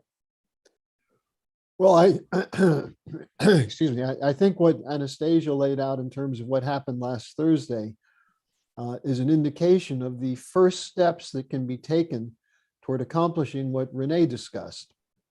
The cultural change that's necessary in the United States to overcome the effects of the 1960s and 70s rock, sex, drug culture, which now controls everything. You know, the Malthusian green policy, the fact that what used to be an anti-war movement has now become a pro-war movement. We see it here in Germany, where the Greens, who were initially set up as an anti-nuclear war organization, are now the leading force for the war in Ukraine. So I think what was laid out by Anastasia and what Renee provided is an understanding that there's something more needed than just saying, here are the bad guys, go get them. And you have a lot of people who have fallen for this idea that there are white hats somewhere in the mountains waiting to ride in and rescue the country. The white hats are the American people. And there exists what Lyndon LaRouche once called the American reflex, that Americans, if push comes to shove, can be mobilized by good leaders to form the basis of an anti-colonial global movement, which is what the American Revolution was at its outset. Now, in that context, I'll just say, in response to what Fred said, after getting this picture of what Canada actually is, I can see why so many of our Canadian viewers are excited by the developments in the global South and wish that maybe that could be transported to Canada. And some of them were hoping that the truckers' strike, the recent March for Children is a step in that direction. But again, it comes down to something more fundamental, which is that the change of identity from being local or based on your sex or your religion or your family or your tribe to having an identity as a human citizen with responsibility for the whole world, not like a global policeman, as the puppet Trudeau would have you do, or Biden, but as someone who fights for the principles of mankind as a whole. The idea that Schiller said you can be a patriot of your nation and a world citizen at the same time.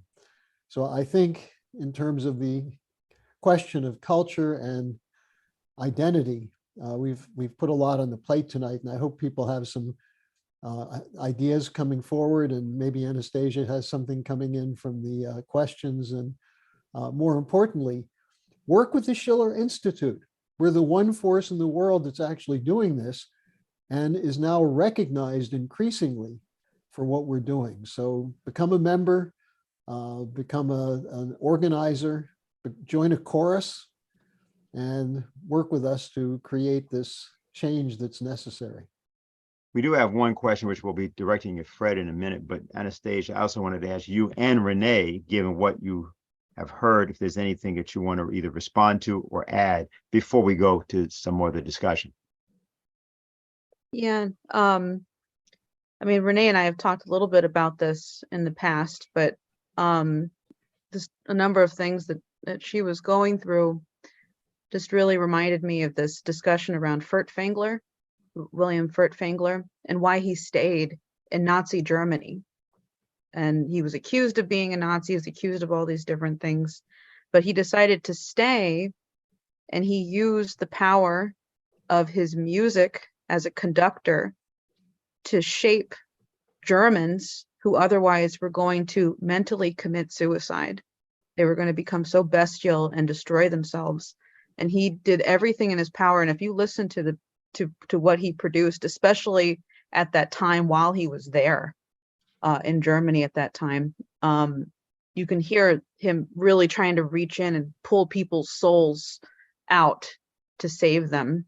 And I think that's what we're doing. That is what we're doing as an organization, as the people, the audience members. I'm looking at people in the chat, and there's a lot of wonderful responses. People are reflecting on Beethoven and all these different things, which is really, thank you everybody for all the remarks that you're giving in there.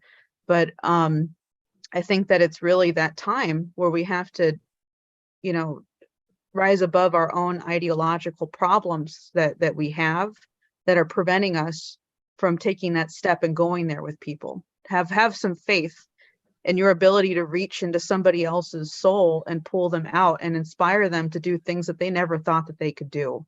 This is the moment in history where everything's going to change and you can defeat empire. That's where we're at right now. And what we're discussing here today is how you accomplish that power to find the courage to do those things. So I was just reflecting on that, Renee, and some of our discussions that we've had about these things. Okay, very good. Renee, any response? Yeah, I'm glad you brought up the question of Furtwängler, which I purposely have kept aside pending a more in-depth discussion with Helga about it, because once we go past a few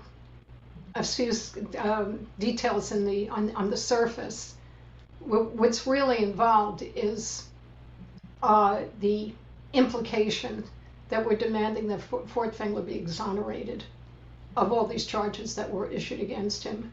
It is one of the biggest lies of the 20th century, along with, I think Lynn became more aware of the fact of the parallel. And it's very interesting because in 1953, Yehudi Menuhin issued a call. It was among people who issued a call. Actually, it started in the 1940s. He started this in the 1940s, but he didn't back down, saying that Furtwängler should be invited to conduct the Chicago Symphony. He actually started that in the 1940s and then picked it up again in 1953. And Lyndon LaRouche was one of the people who signed the national call for this and associated himself with that endeavor. And Furtwängler died soon thereafter, and it never happened. But it was very much tied up also with the attacks on Einstein, because Menuhin actually published articles in which he said, "I am absolutely convinced that Ludwig van Beethoven and Albert Einstein saw eye to eye completely on the way that the universe is organized." He had a fascination with science, and they really wanted to shut Menuhin up on this subject. They really didn't want to hear from him on it. So I think the point that we open up this can of worms, it's really staring at us, and all the documentation is available now. There are all kinds of people who have done, things have been declassified. There are all kinds of people who have done research. It's just sitting there to actually show that the real story behind Furtwängler is that Hitler was terrified of him because he exemplified a certain section of the population, including in the German military, that he didn't control, and he was playing all these games to try to just intimidate people, but he could only go so far because they were afraid of provoking a backlash, exemplified by the fact that there was a whole group of Jewish musicians who were kept in the orchestra, the Berlin Symphony, until 1940. In 1944, he finally told them to leave. Furtwängler told them to leave. But until 1944, there were a group of Jewish musicians who were in the Berlin Symphony. And this was with Furtwängler ordering Hitler, saying to him, "If you don't keep these people in, I'm shutting down the whole orchestra." And he just didn't know what to. He had some threat against him. I can't remember exactly what it was, but he was giving the orders, and they had screaming matches with each other. And people have this idea that Adolf Hitler was somebody who got away with absolutely everything. Yeah, except that everybody was trying to kill him. It's very complicated because the British are all over this thing, and that's the reason that they're so flipped out about the truth about Furtwängler coming out, is that it would actually show how much British intelligence and the bankers at the Bank for International Settlements and the crowd around Montague Norman were actually the people who put Hitler in power. And as Lynn often says, this is the game for which the British Empire has been congratulating itself throughout the 20th century, saying, "Wow, we pulled this one off, and it really proves that we can get away with anything." And it's, which he said about 9/11. That's what he said about 9/11. They've never stopped congratulating themselves for what they were able to pull off. And this is what we've got to get people to face, the character of this game going on, not among the British population. It's time for the people. I think the people in the United Kingdom are starting to get sick of this also. There's rumblings going on there. So that's why it's such a hot question, and it just shows that they don't really run the universe. Fred, before we go to the question which we have for you, do you have anything to say about a topic other than what you presented at this point? About everything that's being discussed? Yeah. Yeah, I mean, I've been involved in this for a long time. I've been working for several years now with the Foundation for the Revival of Classical Culture in New York City. We've taught summer schools for kids. I write a weekly column called The Classical Principle, among other things, trying to show why there never was a romantic period, but that the romantics and the classicists were at absolute war with one another, because that idea is one of the things that most undermines the ability to communicate that. So I think that is great, and I want to comment on one thing on the music manual that Renee was talking about, because besides the specifics of the music manual on vocal registration and other things, all kinds of excuses of the origin of music have been offered over the centuries. Vibrating strings on a monochord, vibrating strings, the overtone series of vibrating strings, bird songs, everything inorganic, everything dead. And Lyndon LaRouche, like Vernadsky, took it up to the noetic level and said point blank that the origin of music is the bel canto vocalization according to vocal registration of classically composed poetry. That's a mouthful, but that's what it is. And I think that overall what the music manual accomplished really was establishing that.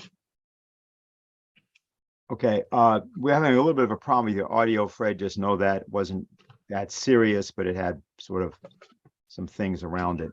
So the question, we have a question from David, and actually I'm going to direct this to both. First, actually I'll have both you and Harley answer this, Fred. It says, the Canadian truckers are rolling into Ottawa next week for a Leave the Kids Alone rally. I've been spreading the BRICS movement word far and wide, but I'm still getting crickets. That is, no one's answering.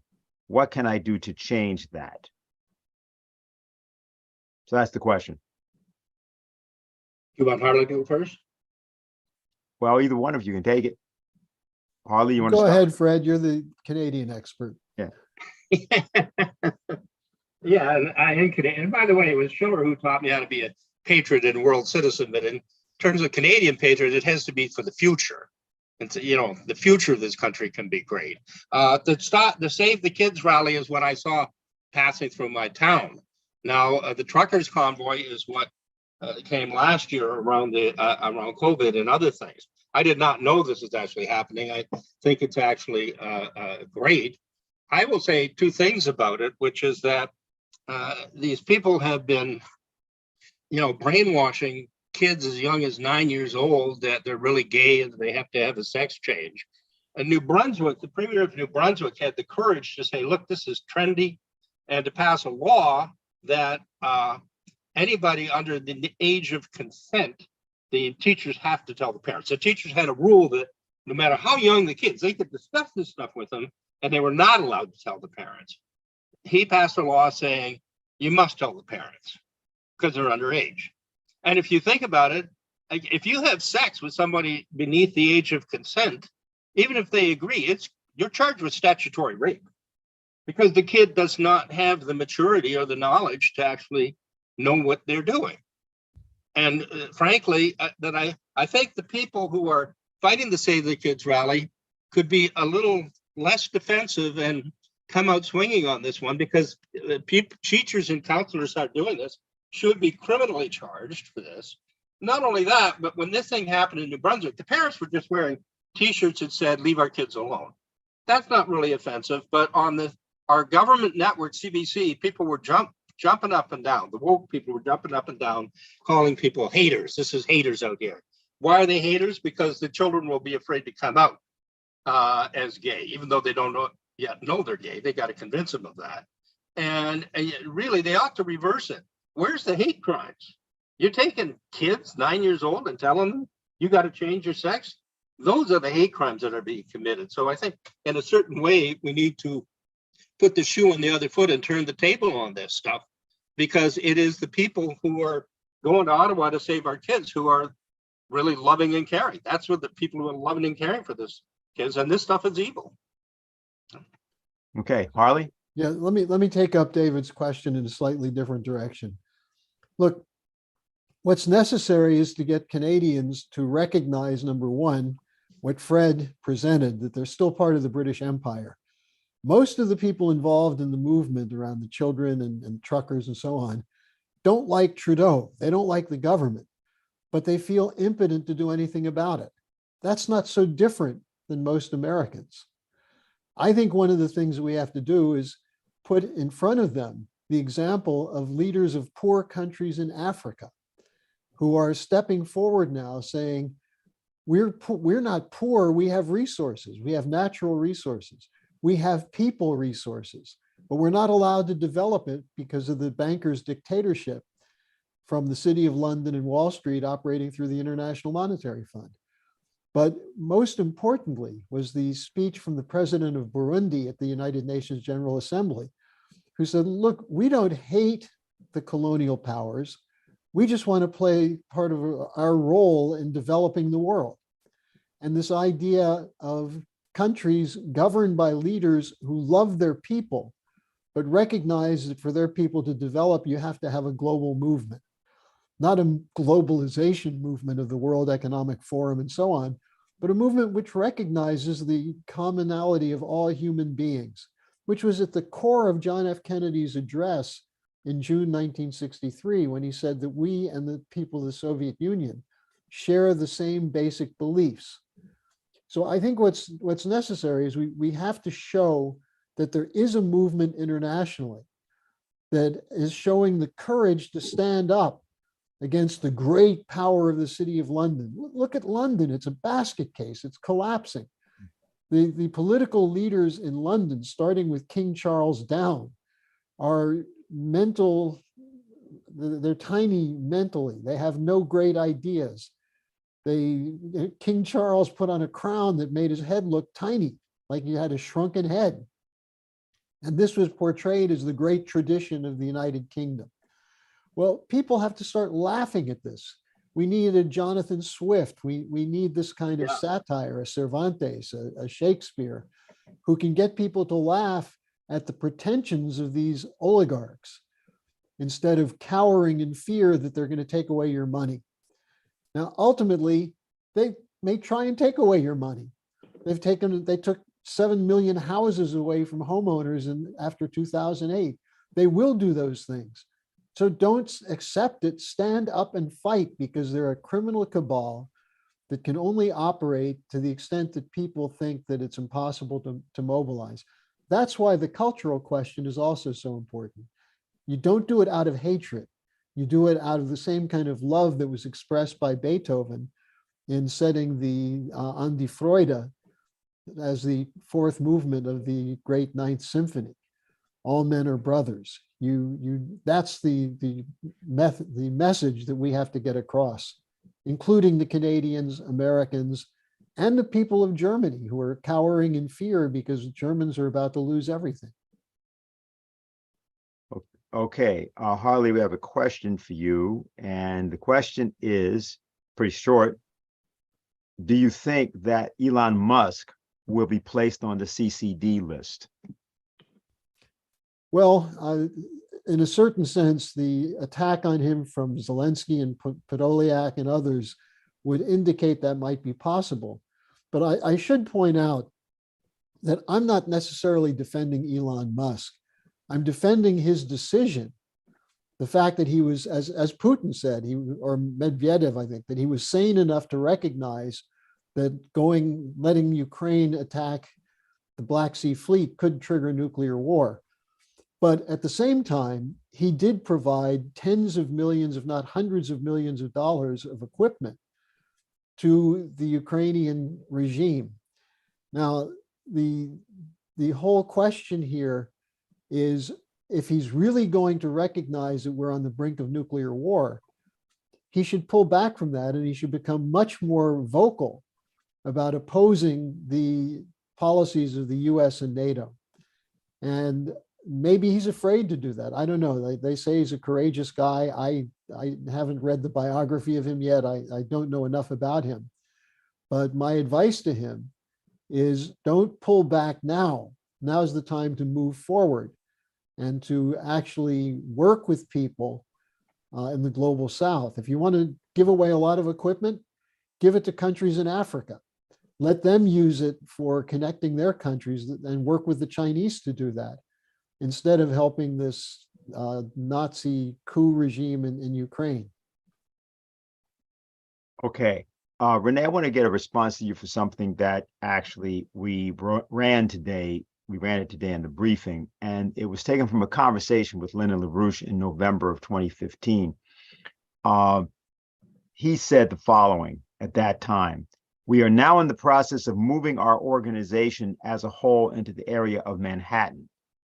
This is in part for all those who have asked before what the Manhattan Project was all about. And LaRouche went on to say, which is where it should have remained always, according to Alexander Hamilton's intention. What we're getting now, we're moving rapidly. First of all, we are clearing up the question of music. We no longer accept mere music. It's a failure. It's a mistake because it has no placement of the voice. The basis of everything depends on the placement of the voice. Otherwise, you really don't have a basis of unity. When people use different terms, different words, idiosyncrasies, and so forth, and try to make that set of idiosyncrasies and trade styles into a nation, that was always a failure. There was always an error. And what we're seeing now, which I began to put into effect in October 2014, my intention from that point on has been to eliminate that kind of system among the states, which is a change that must occur if the competence of the United States is to be brought into being. Now it's happening. We've taken the placement of the voice, the true placement of the human voice, which is not a snarl or a growl or a coughing up of things, but it's a way which is not mathematical. Mathematics is the enemy of the human mind. It always has been. And the point is that mankind, creative powers, the placement of the voice as such, is the principle of organization of a competent society. The placement of the voice as such is the principle of organization of a competent society. And that's where we are now. It's coming on fast, so forth. What can you say about what LaRouche is saying here? There seemed to be a confluence of ideas which are normally kept completely separate. But what's your idea about this? Well, there's a lot of different standpoints from which I could address this, but we have a limit on time, so I'll stick with one. I've been thinking an enormous amount about how Lynn's relationship to music was completely unique. And the first person who noticed this and stated something publicly about it was Dr. Brenin, who, when Lynn was in jail, started saying publicly, "Throughout my life, I've spoken to leading musicians all over the world, and I have to say, Lyndon LaRouche knows more about music than any musician that I've ever met in my life." And this is really quite a thing for him to say, considering who he was. And I've really, I had opportunities to talk to Brenin a number of times in depth, and also a lot of discussions with Lynn, which my husband and I had, where we would have to, literally, after talking to him, we'd have to go home and for an hour have to sit there and say, no, what just happened? What was Lynn actually saying? Because the way he presented himself was just, always had curvature in it, always had twists in it that were very interesting, and that we would go and say, what do you think he meant when he said that? It really was testing us. And after all these years, what sticks in my mind is the incident that he describes in Calcutta in 1946. We walked onto this camp after being in Burma, trying to save lives of American soldiers who were dying in the jungles of Burma.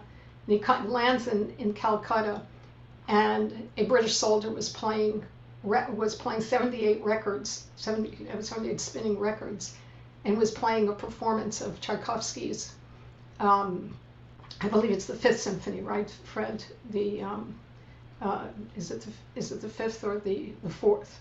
The sixth. The Sixth Symphony. I can't. Okay. And he was just astonished because he didn't really like that piece very much, but he couldn't move. He was so moved by, which is in itself has all sorts of implications. Brian Eno was also a genius at this, taking pieces of music that had this romantic problem and turning them into magnificent performances. I mean, I saw him do this a few times, and it's really amazing. But you have, but how that experience had an effect on his work on economics. There's a summary of this discussion that Matthew Ogden put in our that's in the EIR magazine from a dialogue that he had with Lynn, which is really very beautifully done by Matthew, and Lynn's listening and really likes the formulation. But it has to do with Lynn's emphasis on irony. This was so important to him. I can't even begin to, I mean, I'm surprised I'm talking about it, but it's been so much on my mind. He had this complete fascination with the way that poetic irony provoked this very gentle but somehow all engaging kind of twist in the Geistesmassen in the mind, and caused these ordering principles to shift. And it was something that was very important to him. And when he found a poem, it didn't matter who wrote the poem. There were a few Goethe poems but then, his whole discussion of the way Mozart handled the Goethe poem about das Weilchen, the das Weilchen. I mean, it took me years to figure out what the irony was there. And then finally, I heard some performance of it. I can't remember recently. I heard some performance that, oh, now I've got it. But of course, I got one interpretation of it. But it always bothered me because I tend to take Lynn's word on why this was so ironic, and I was having trouble. And then I finally heard a performance where I said, this guy's got it. I don't know how he ever did it, but he got it. I forget who the singer was. So it was incredibly important to him. And it has to do with the fact that Lynn really didn't think that people could advance by being told what to believe, by being ordered to believe something. That you had to just lead them to the trough to see if they would drink the water. Like the horse that you take to the trough, and then you see whether it drinks the water. Whether you provoke them to take that action willfully. And of course, if you read Schiller on this question of it, how in the end of all of his discussion on aesthetic education, it comes down to the question of willpower. That's really the determining factor on whether the creative process sets in. It's got to come from inside the person as a unique sovereign personality. And I think that that's what Barnim was reacting to, because I always say to myself, how many pieces of music did Lynn really know? Because you would sit with him and he'd start talking about musical compositions, and he knew what the key spot was in all of these pieces. And I would say it's something like 500 or 1,000 pieces that he knew. And he really wasn't interested in the rest of classical music. There's a lot of classical music he didn't know. He actually had never bothered to listen to those pieces, or if he did, he would listen once. He'd say, oh, that's interesting. And he wouldn't react. But the pieces he knew, boy, did he know them. How did he know them? From the inside, from the ironic counterposition that was powerful in that piece. And if that piece got that across, that piece was in Lyndon LaRouche's mind, as if he had studied the score. We had this shocking experience. We visited him in prison, and he started lecturing us about the Missa Solemnis. And we looked at him and we said, oh, somebody must have mailed you the score. He said, oh, no. We said, well, wait, you don't have this. Oh, did you? Oh, you heard it on the radio, right? No. Lynn, how did you remember all of this? He said, well, what I do is when I have to get away from all the other prisoners and I really need quiet, I go in my room and I dim the lights and I play solitaire to keep my hands busy. And then I just start thinking, And the piece starts going through my mind, and he was reconstructing the Missa Solemnis sitting in his prison cell. We nearly fainted when he told us this. I mean, we were completely astonished. That's why John started this whole project to look at the Missa Solemnis when the pandemic hit. He said, we're going to seize this opportunity and we're going to go through it measure by measure, and we're going to find out, you know, what Lynn was looking for. We know exactly that he had a certain area that he just was riveted on, which was the transition at the end into the final movements. So I'm just saying that I think this is part of the secret of Lyndon LaRouche's life, that his mind was organized around, and when he talked about poetry, forget it. I mean, you know, it was always the same thing. Where is the irony? And which is,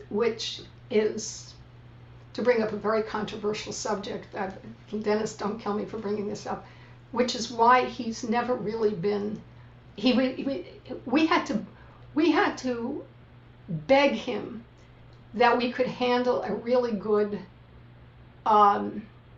rehearsal process around Handel's Messiah, to tell him that we were going to be singing it in Leesburg over a Christmas holiday when he was in prison. We knew that if we just told him, he was going to get really upset.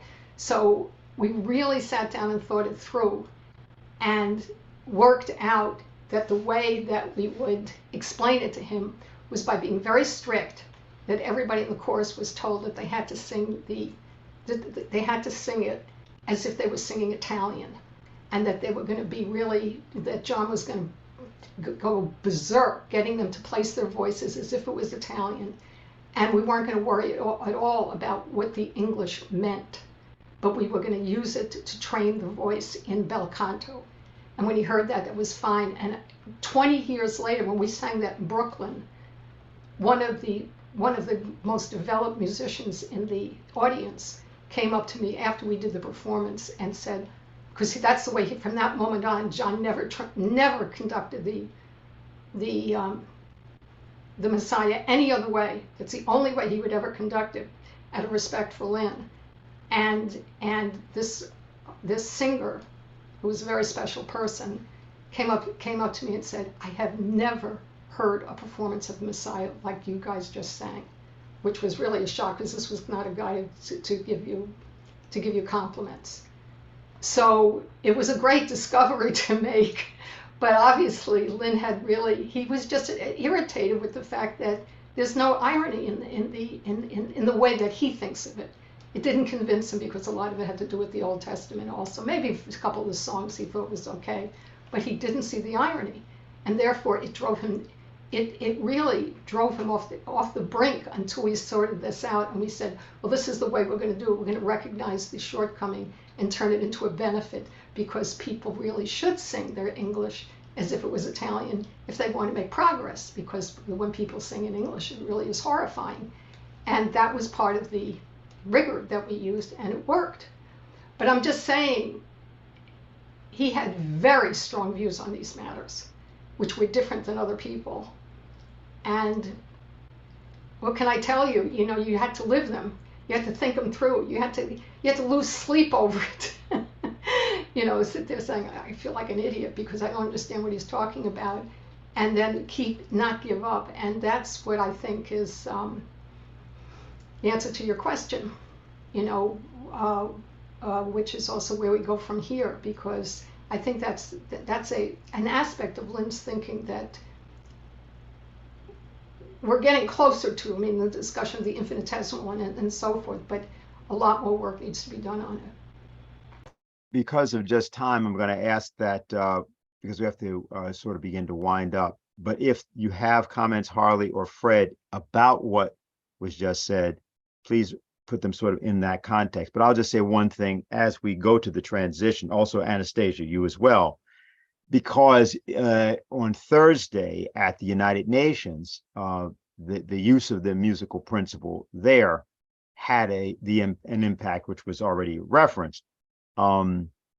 So in any closing remarks, both in terms of the danger of the war, which is of course the way we started, and in terms of what we can do about it, let me just ask me go to Fred first, and then I think Harley and Anastasia. We'll just do it in that order. So Fred.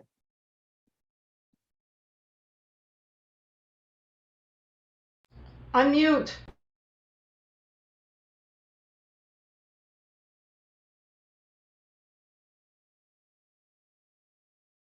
You still okay? Okay, all right, good. What you're saying about Lynn concentrating on the irony and having a lot of music, which she found okay, but was only really interested in certain pieces. I think beyond that was that what he was really looking for was the revolutionaries, was the people, the music that was going to actually change the way that people thought and recruit them to a higher level. And for that reason, Beethoven was his very highest. And I'll just cite one example of it. He used to be very opposed to Felix Mendelssohn, and I showed him a couple of things about Mendelssohn what he didn't know. I think he changed his mind a little bit. He said some good things, but I understand what his objection was, because Mendelssohn, as great as he was, did not live up to being the successor to Beethoven. He just didn't. He fell short of that, and I think that's the kind of thing that Lynn was actually looking for. So he had the very highest standards. And when we're doing the music for today, people will often say, well, what about this? What about that? And I think we have to say, no, if we're going to reverse the dark age we're in, you're not going to do it unless you go to the very best. And I want to add one thing to what Harley said, which is when you talk about being inspired by African leaders, I think that's absolutely perfect. Because you're in Canada, you don't think of the British Empire, but certain mentalities can persist, and you don't even know where you got them from. But in many of my attempts to convey my enthusiasm to people about what Russia's doing in Africa, or India placing a lander on the moon, you get a very negative response, which is, oh my God, they'll get ahead of us. We can't have that, And you get this underlying racism and a refusal to acknowledge that it's not easy to admit that we're the ones who are wrong and leadership is coming from another place. And you talk about ironies of actually understanding what's right. The last time there was a convoy, they said, okay, we got to have an emergency government, get rid of the prime minister, get rid of the House of Commons, and the government will just be the governor general and the Senate. Whoops. And they're talking about putting the monarchy in power as being the only thing that's trustworthy. They had it absolutely backwards. So there is a long way to go. But I think this question of actually recruiting people behind the leadership of the global South, I think it's different everywhere. But for these people who are leading this convoy, I think you're just right to put that forward. Okay, very good. Harley? Yeah, that's a perfect example, Fred. If you think about this question of irony, the idea that people in Africa are embracing the ideas of the American Revolution as an anti-colonial fight, while we in the United States look down, many people in the United States look down on Africa. They say, we don't want Africans. Trump made this famous statement about shithole countries and so on. But the same problem exists with Russia and China. People who say, well, we've got to get back to our founding fathers, and that's what we have to do to beat Russia and beat China. People haven't figured out that the enemies of this country are not Russia and China. They're not poor people in Africa. They're not young students in India who want to go to the moon. Those are people who are allies for the old traditions of the American system. And our real enemies are the ones in London and Wall Street and many of the people in Congress.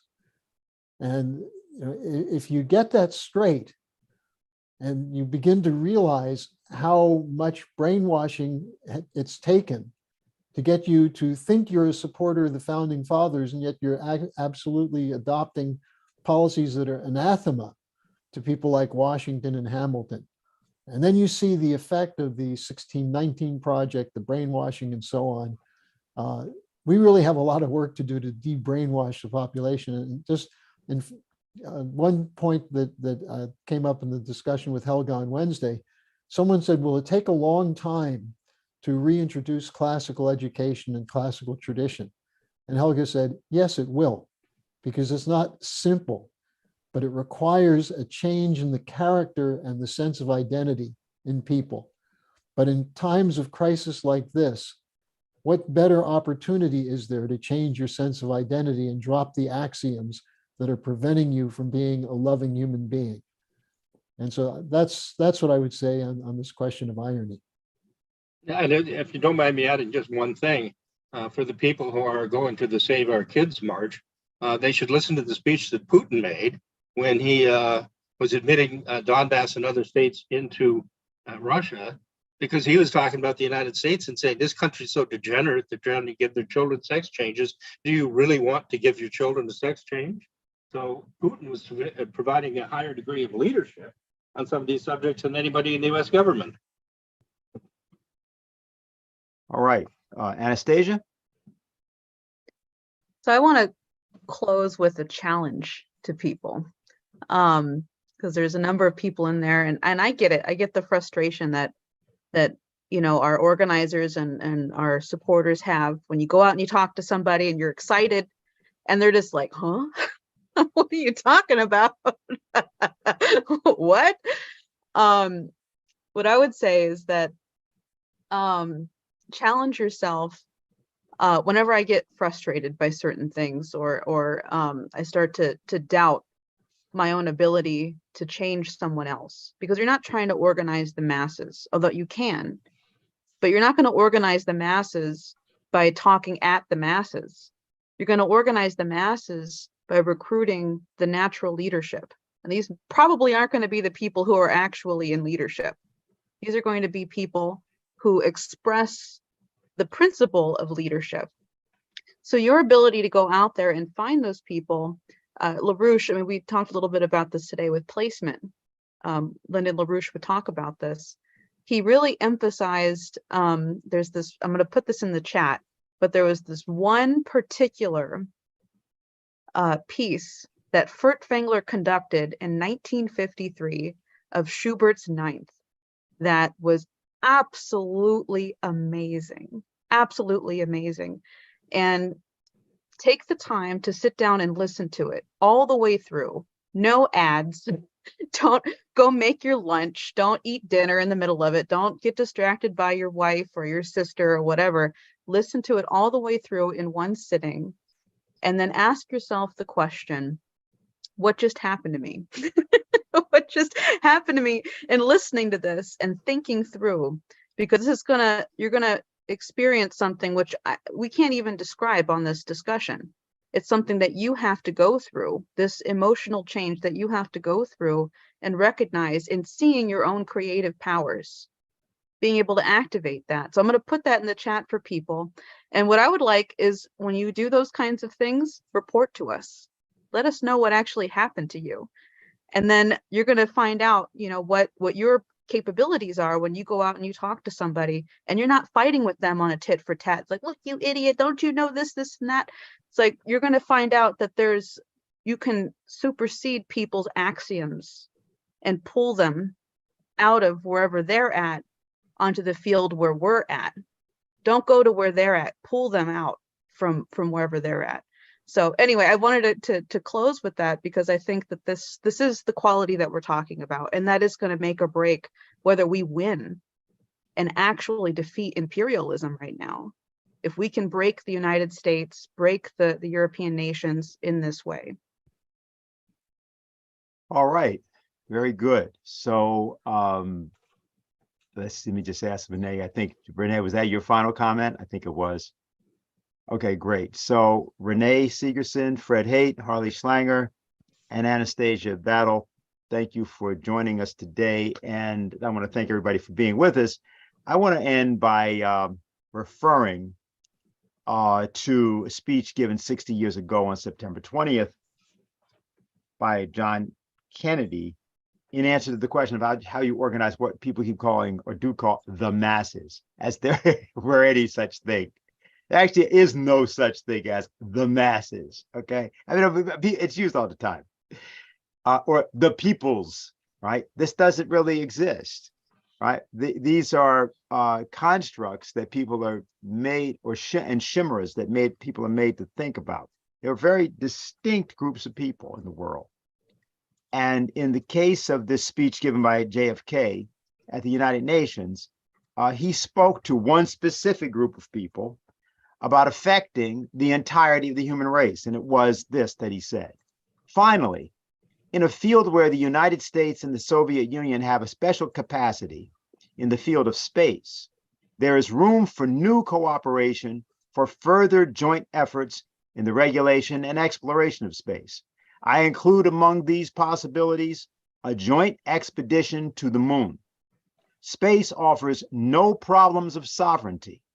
By resolution of this assembly, the members of the United Nations have forsworn any claim to territorial rights in outer space or on celestial bodies, and declare that international law and the United Nations Charter will apply. Why, therefore, should man's first flight to the moon be a matter of national competition? Why should the United States and the Soviet Union, in preparing for such expeditions, become involved in immense duplications of research, construction, and expenditure?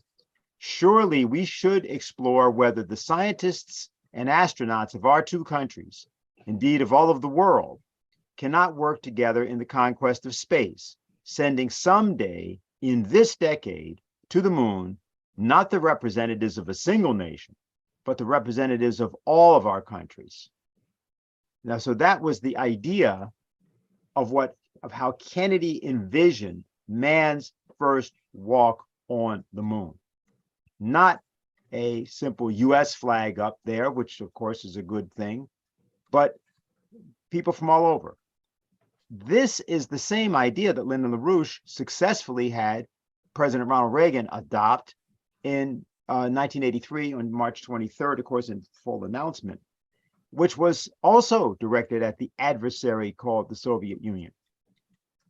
Those days are long past us, it would seem.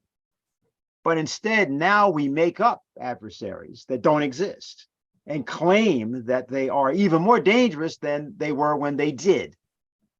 And expenditures are not just of money, but of people, such as in Ukraine, are done over and over. A kind of killing machine, almost a Pol Pot kind of commitment to killing people for killing's sake. That is a low culture. That is not an elevated sense of mankind, of humanity. By the time we get to the year 2030, or between 2030 and 2050, let me be more specific, approximately 68% of the entire human race will be living in cities. So getting access to large numbers of people to affect them is not going to be a problem. The question is, what is it that we wish to do that would cause humanity to rise above the present state on an unending trajectory of progress forward? In what way would we wish to address ourselves and other individuals? It has to be nonviolent, because it has to be without force, because as Renee said earlier, the idea of, as Lyndon LaRouche had said, trying to force someone to do something doesn't work. It has to be from inside out. And we would like to indicate that our idea about music, the idea that we've tried to put forward, and the idea of the special musical operation, as it was called, in specific, is to create a large chorus. LaRouche talked about 5,000 people around the city of New York, which is kind of a United Nations of the world. More languages are spoken in the city of New York than any city in the world. And therefore, if one did that, of course, everybody will have various kinds of relationship to various musical pieces. As Renee said also earlier, we're not talking about whether or not you're a trained musician who's already been steeped in Bach and Beethoven. We're talking about whether or not the intent of elevating people, of elevating oneself, is the driving force of the reason that you are singing. In that sense, it's sacred. And then that exists all over the world.